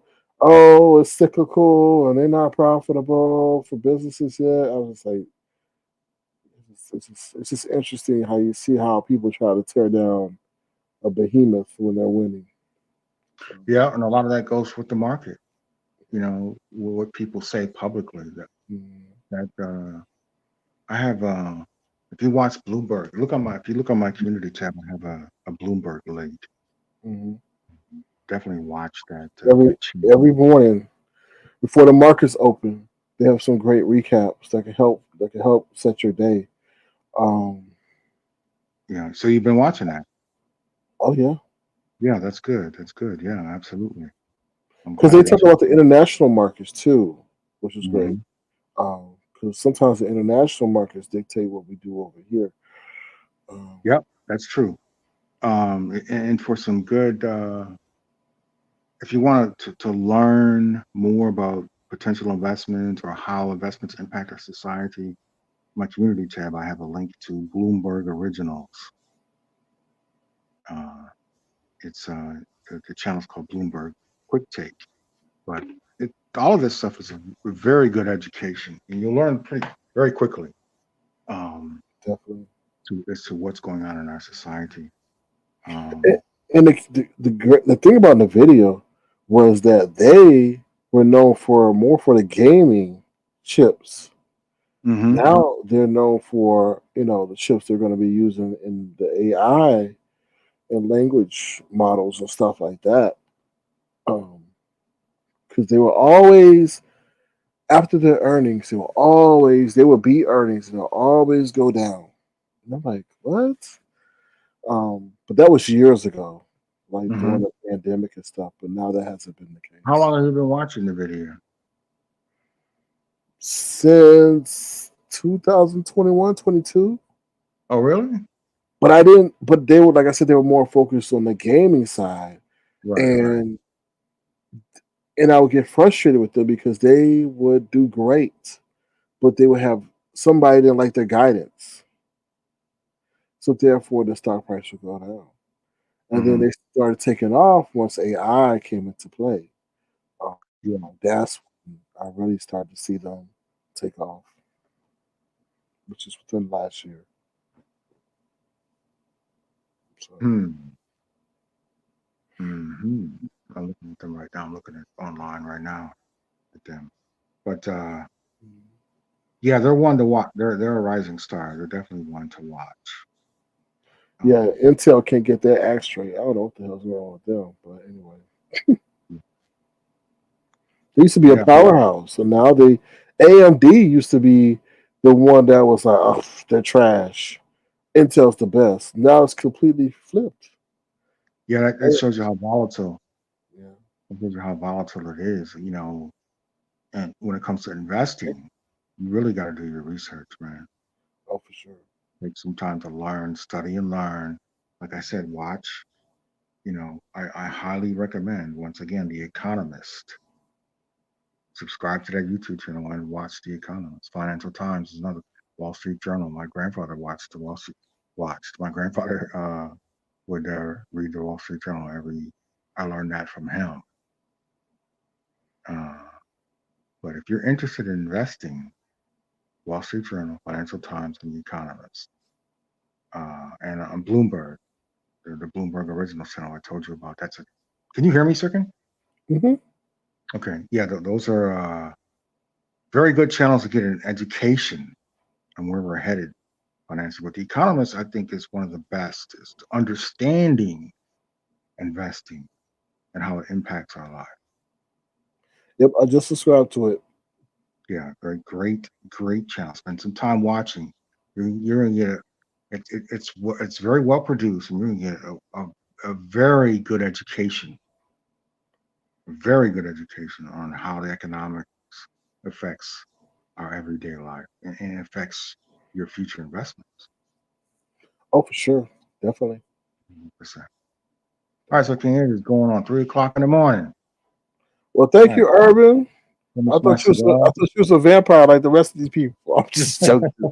But no, thank you, Urban. Appreciate the conversation and the Yeah, banter. great, So thank you. great fun. I hope your audience appreciated it and enjoyed it. And Most definitely. I will pop in on you again next time we have some interesting conversation going on. Well, thank you. I appreciate the time and wisdom that you shared. All right, Avatar Nation and Sid King. Until next time. Sounds great. Take care, Urban. All right, y'all. Peace. All right, y'all. That's the one and only Urban or Big Homie Urban. So definitely check out his suggestions today that he shared with y'all. I'm sure you find it definitely beneficial to your life and your wisdom. All right, let's this lady, Miss Lady, ma'am. So sis says I email. Okay, we read that one. Soul Sister says She also said she was asked to copy her license and at Social Security SK. I'm not asking anyone for anything. I'm just somebody could have some integrity or morality or reimburse me. Have any others gotten their money back or who has all signed up? Miss Lady says, is Vivian a booking agent or somebody who works for a travel agency or agent? Sent over my information and documents soon as I pay. I try to support my black business owners to support, especially not in this age where we all tend to speak nasty and act like we have no sense. But to do your own people like this hurt my heart. I looked in my inbox and the lady name is Vivian Jennett and Pastor Jay Wilson, who is the host of the event. Is it anybody with the HC, whoever they went through? Corns and Beans and Corbin said, Miss Lady, get your attorney involved. Also contact your state attorney, a general office to make a complaint. You never need to submit your social to travel domestically or internationally. Child. Woo, child. Look, Miss Lady, you need to when he go live, drop it on his chat, express your concerns, email picture lady. I don't know. Always, Miss Lady, do whatever you can to protect your privacy. I'm sorry you're going through that. I hope they reimburse you and respect your privacy at the same time. Um, Hopefully, people who are in the cloud watching this also convey to him and her your concerns. I appreciate you writing in complete sentences, and most of the words in your sentences were spelled correctly. So thank you for that. Miss Lady says, "What's up, Bristol Bay girl? You done missed the whole show. How you doing, Bristol Babe? I'm here for the mess. Thank you. I wish I would have known all this. I am an 83-year-old woman in the condition or health to be moving around a lot. I contact the authorities. I'm not laughing. Well, I am laughing, but I'm not laughing at your situation. But Miss Lady, ma'am, soul sis, I hope you're not a troll. I hope everything gets rectified. I hope you have a good health situation. But can I ask one question, Miss Lady? Why did you want to go beat him? I'm just curious. Since you've been typing in full paragraphs, hopefully you can write a paragraph about why you wanted to meet him. I'm just curious. I'm just curious. Can you reply to that for me, please, Miss Lady, ma'am, soul sis? Thank you. Beans and Cornbread said, I wouldn't say another word to him. Some people only understand when, child, you messy, Beans and Cornbread. You messy. I'm waiting for that answer, soul sis. Soul Sister number one show. If you're 83 and bad habit, why would you go to Vegas? I don't know.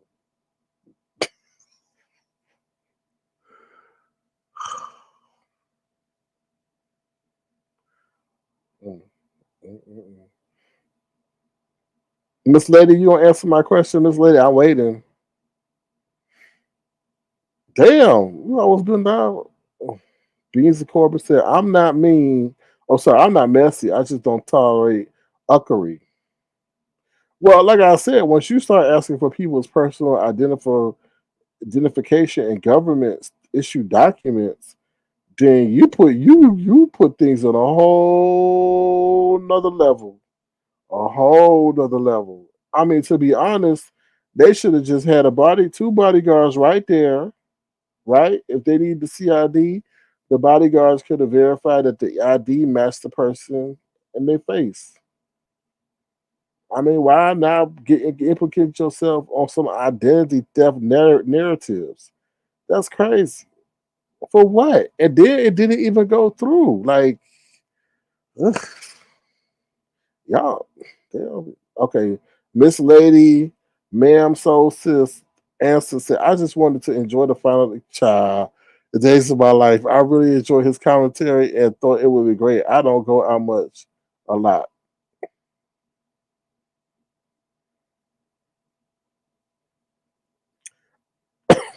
Sorry.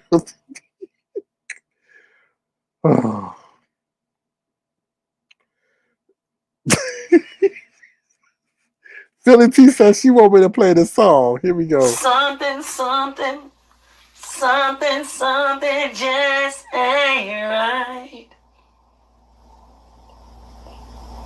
It just ain't right.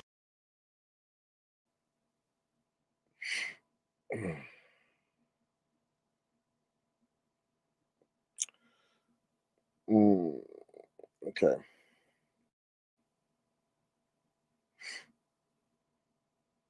Mm. Well, Miss Lady, ma'am, and so sis, I wish you the best in your endeavors to recover your money. Like I said, the last thing I heard that they said all money has been refunded, and hopefully your money is on its way. Okay, that's all I can say. But thank you for your well typed out sentences. I do appreciate that. Though I can tell you at a keyboard.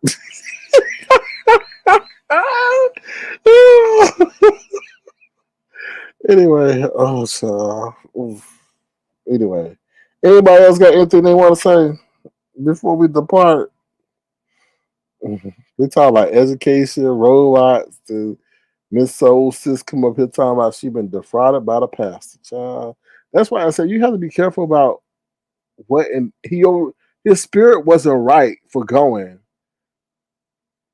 And now he gonna say his spirit told him not to go. So he gonna have to deal with the spirit of messiness and accusations and insinuations because of what he did.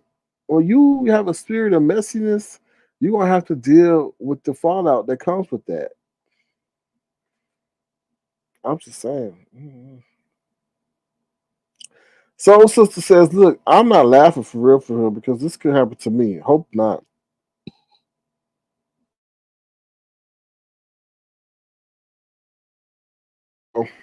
Okay. Hope y'all have a blessed evening. It sounds like I'm being taken. Oh Lord, tooken. Tooken. That's your first misspell word for the day. For a joke or look, Miss Lady Ma'am Soul. You have to understand that the optics of the situation, you're 83 years old. And you wanted to go meet this bald headed lying pseudo religious man in Vegas. He done canceled because he not sick, but his assistant is sick. And you come in asking about how you get your money. I'm not. I mean, like I told you before, no disrespect. I hope you're not a troll, and I hope you get your money, and I hope that you get what you need to get done. But mm, it's that's the area that we in that people play in our face. I wish people would have some type of empathy or morality. Sorry to bother you with my troubles. You're not bothering me at all. I'm taking you very seriously. I'm just saying why you want to go see him though. But I understand he fits into a demographic that you can relate to and that you thought that he would be a man of his word and follow through with the trip.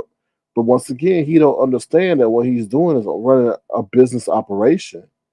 He think that he could cancel trips on anybody at any time that he want and that he don't care about really the impact that he has. And he thinks that just because he gets some $55 or some funky $55 back that he's in the clear. And that's not the case. People took flights, people arranged flights, car arrangements, job arrangements to come see you. You don't understand the magnitude of your presence, so therefore you should not be coordinating any kind of event. You know, and at least your excuse game is weak. For real, for real. Beans and Corbett says, "Oh Lord, I'm not. That's beating Beans and Corbett." Miss Beneva says, "But she knows how to block at 83, but don't know how to get her money back." Lord, let me shut up. Who she blocked? Anyway, Miss Lady, don't listen to these people. They have an opinion. Listen to my suggestions. Make sure you communicate with Picture Lady. Make sure you write Jay Wilson. Make sure you drop down in his chat. Let him know that you are 83 years old. If he gives you that kind of attitude and disrespect, then he showed his true character because he is not a man of God and he does not care for his elders. It says that thou shalt honor thy elders, and he's not. And if he dismisses you, he's definitely not doing such. Okay, Definitely let him know of your situation, and hopefully God puts it upon his heart to care and rectify your situation. That's all I can say because I don't really know that man, and but I am trying to give you the best advice, serious advice to lead to a productive resolution. Okay, that's all I can say, ma'am. Sorry. Mm, Beans and cornbread. You better be nice when she come over and burn you up in the stove. Um. All right, y'all. That's it. That's all I got to say. Thank y'all for being an engaging audience for the long broadcast. Y'all know I know I don't do these kind of long broadcasts, but we had a good conversation.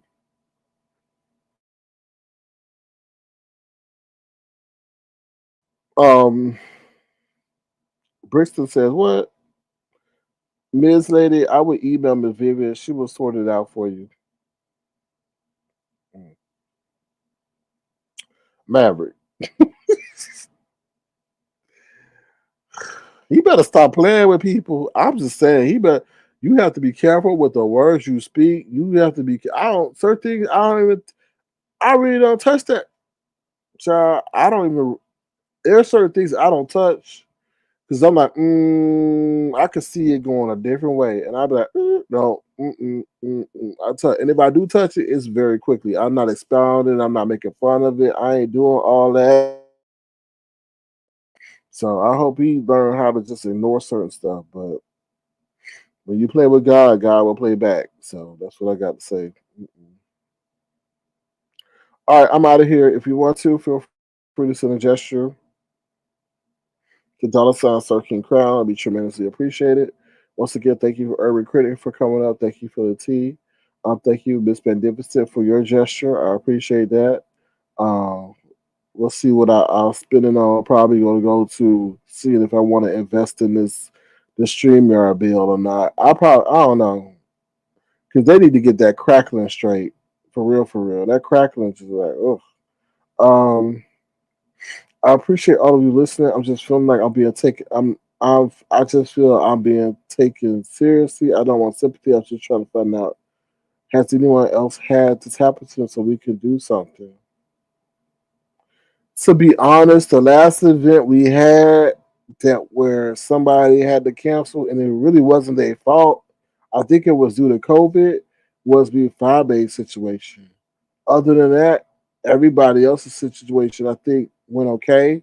But this is the first time we ever had a situation where the content creator, the main person that people want to go see, is just that he not gonna show up, and it's due to someone who's really non-essential to the appearance of the person.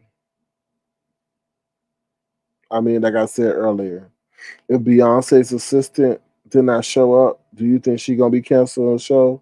Oh hell no, she won't. The show must be gone. She don't stop the show when her dancers fall down. So you think she gonna stop the show for some assistant?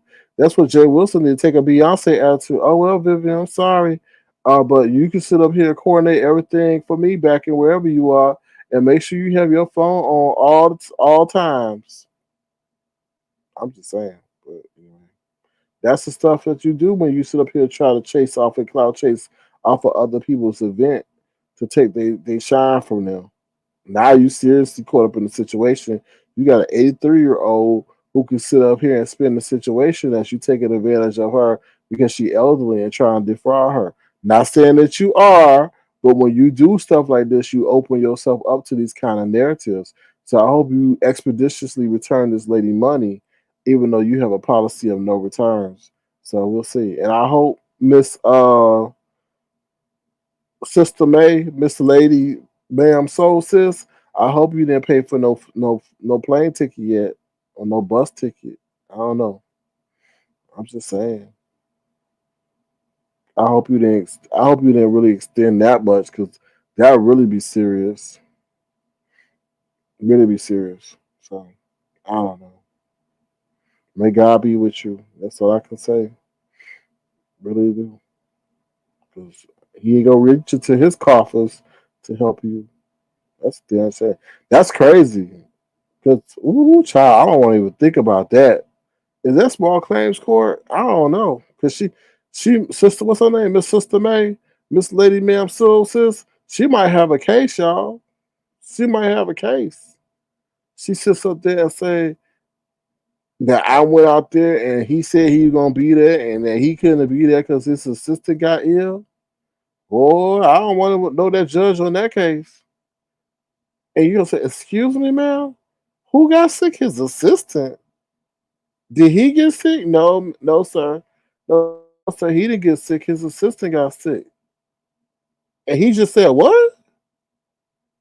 Oh no, mm-mm, mm-mm. Judgment for the plaintiff. Judgment for the plaintiff. Emotional harm, and she about to go through chemotherapy. Nope, nope. Judgment, emotional distress, trauma, sadness, all that. Boy, that gonna turn from what $480 to 5,000 real quick. Jay Wilson, you better stop playing with these folks. You know they can be litigious. Skillet went all the way to get Treasurer Lane in court and didn't even really have a case. So, baby, honey. Beans and Corbett said, I hope he have a policy protection against elder abuse and fraud. I just told her that she has a case. Mm, mm, mm. That's crazy. And then gonna be like, oh, I hope y'all have a fun time in Vegas. That's so cold and callous to say, oh well, y'all can still go and have a good time in Vegas. But you were their motivation to go though. They weren't thinking about Vegas until you hopped up and said you were going to Vegas too. And then told people to, oh, sign up, y'all, sign up, y'all, sign up. And they said, and they signed up only to get stood up.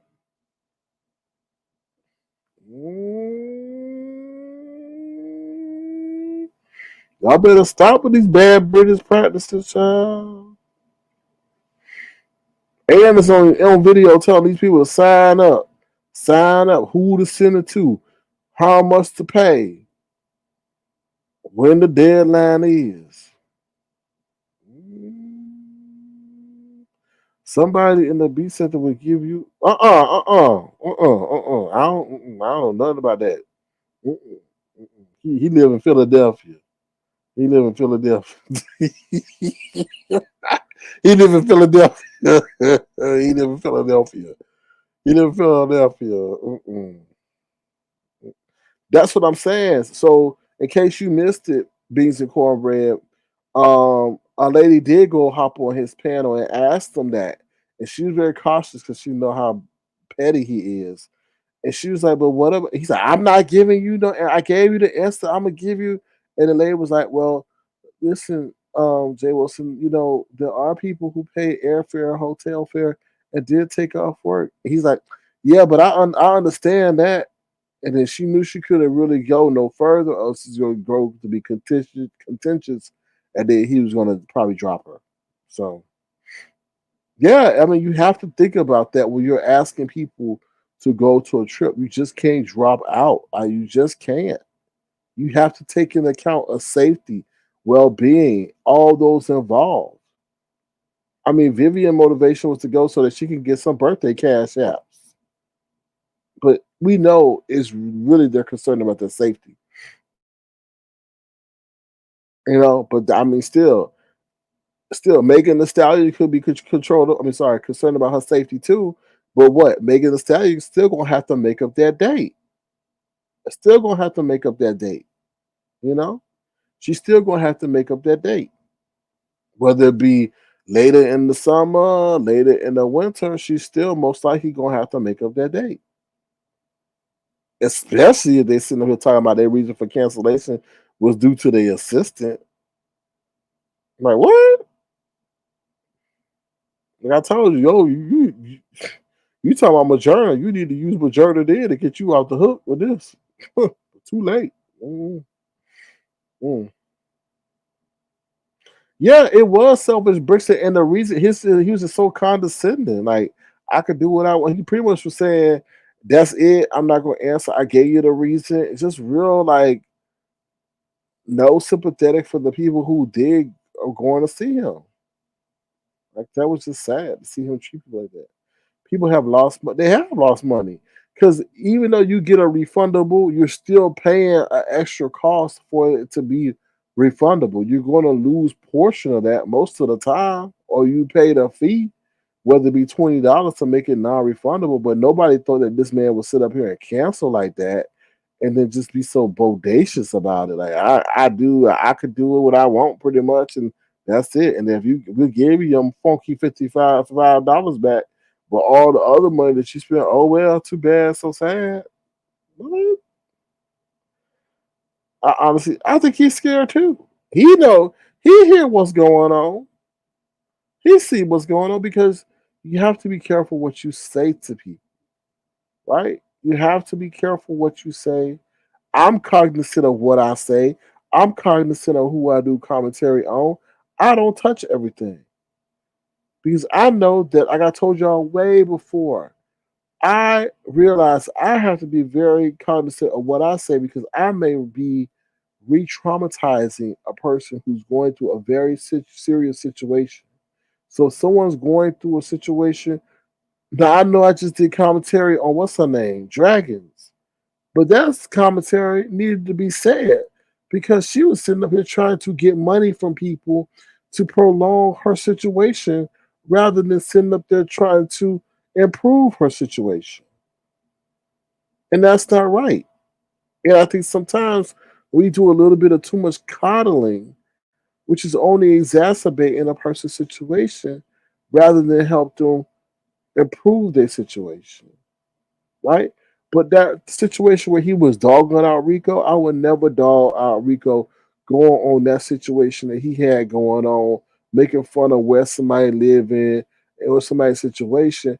Because if the roles were flipped, you couldn't survive in that situation, Jay Wilson.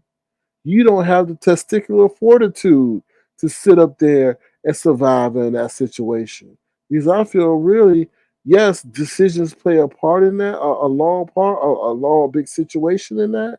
But Rico is more of a man than you are because he's been tried and tested by life and has been able to survive in some of the most harsh situations and kept on going on. He didn't end his story. He has been, like I said, yes, he's put himself in some situations, but he has kept on keeping on and is still fighting to this day. Whereas you, on the other hand, I don't know what you've done because it seems like such circumstances and situations need to be prime and perfect for you, right? I'm just saying.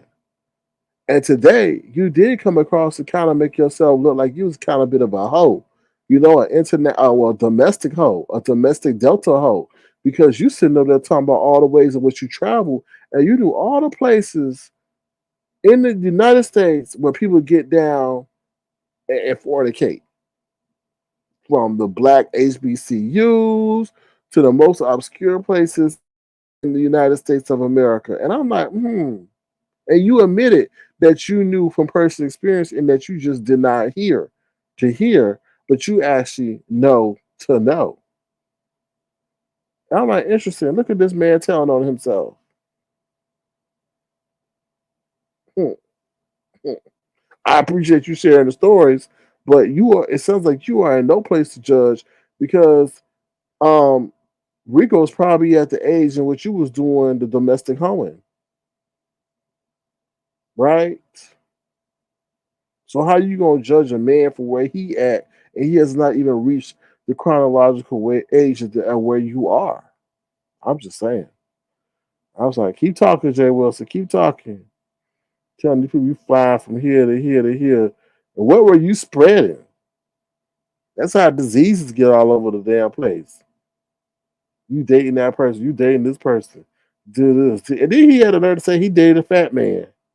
But always sitting up here trying to come at people weight. Anyway, Philly T says, someone dropped down the other night and said that they had taken off work and were still going to go without him. Yeah, I remember that. But once again, I'm not coming at you, Philly T, when I say this, but once again, people may have allocated those resources to something else, right? Jay Wilson was the main attraction, the main motivation for going. So maybe they, if he wasn't going or never mentioned, they probably would have allocated those sources somewhere else or to do something else. But maybe they were a true supporter of Jay Wilson. And like she said, she get ready to go into chemotherapy and she wanted to do something fun before she go, right? That's what the lady said. So, I don't know. Well, maybe people said, okay, I'll go to Vegas rather than going to this place for Christmas. But he not there. So now some of those funds are gone or used up or whatever. I mean, he has two choices. He can honor his obligation or he can refund their money. Yeah, it's a real murky situation because I'm not a legal expert, but where does Jay Wilson's responsibility begin and end? Right? He said that he giving back the money, the $55. But is he also on the hook for the other expenses that people were traveling to go see him? And I know that artists and entertainers have been sued when they just cancel, concerts, you know. So I don't know. I just think that when you start calling yourself an entertainer and you start gathering a following, you have to be careful of how far, you know, you do have a responsibility for those who are traveling to see you to some degree, I think. I mean, just like I said, I think people would be more understanding if his pulling out of was involving his health. But he said, safety. I understand safety, but that's not an excuse, right? It's not an excuse, especially when you told people that you were going to have security there. You told people you're going to have security, and the security don't play. So you kind of mess yourself up. I mean, if you look at it from a high level standpoint, so you can't say that you were worried about safety when you told people that you were going to have security and took all the necessary precautions. I don't know.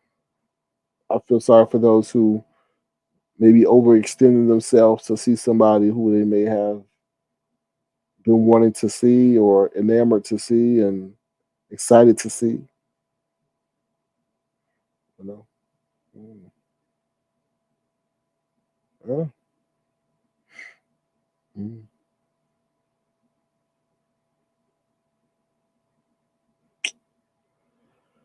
Sad, sad, sad, sad, sad.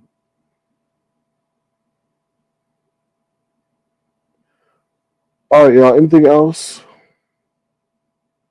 I hope she gets her money back. I mean, how much she get back, I don't know. Dang. Yeah. All right, y'all. I'm out of here. If you want to, feel free to send suggestions, dollar signs or King Crown.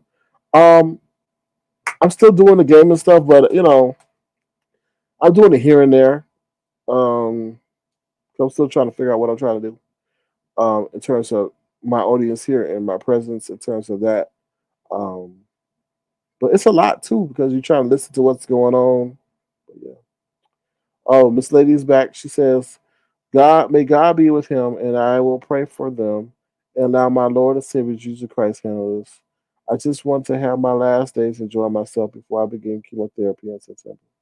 Well, Miss Lady, I'm glad I'm glad you still have a positive attitude.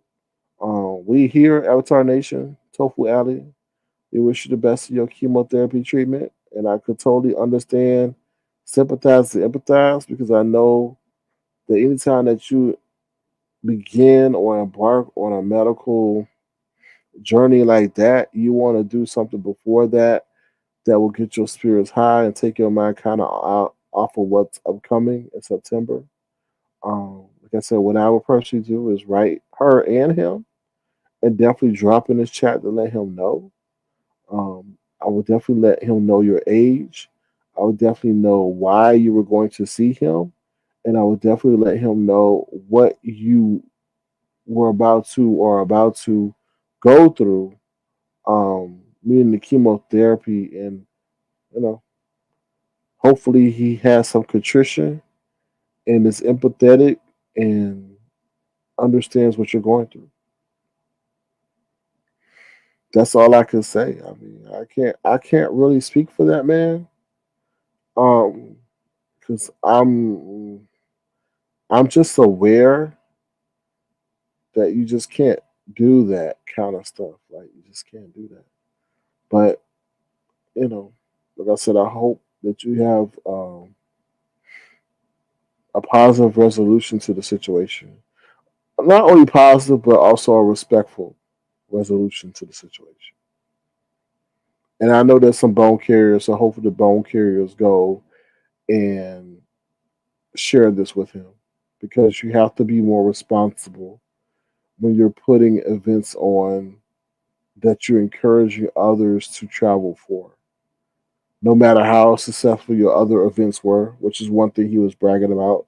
That's the past. This is present. Um, so yeah. But that's all I have to say. With that being said, I'm out of here. Y'all take care. Be the change y'all want to see in the world. Thank you once again to everybody. If you want to, feel free to send a gesture to $, Circle Crown. Please feel free to thumbs up the live um, before you leave. All right. Y'all take care. And I will talk to y'all soon. All right. Bye, y'all.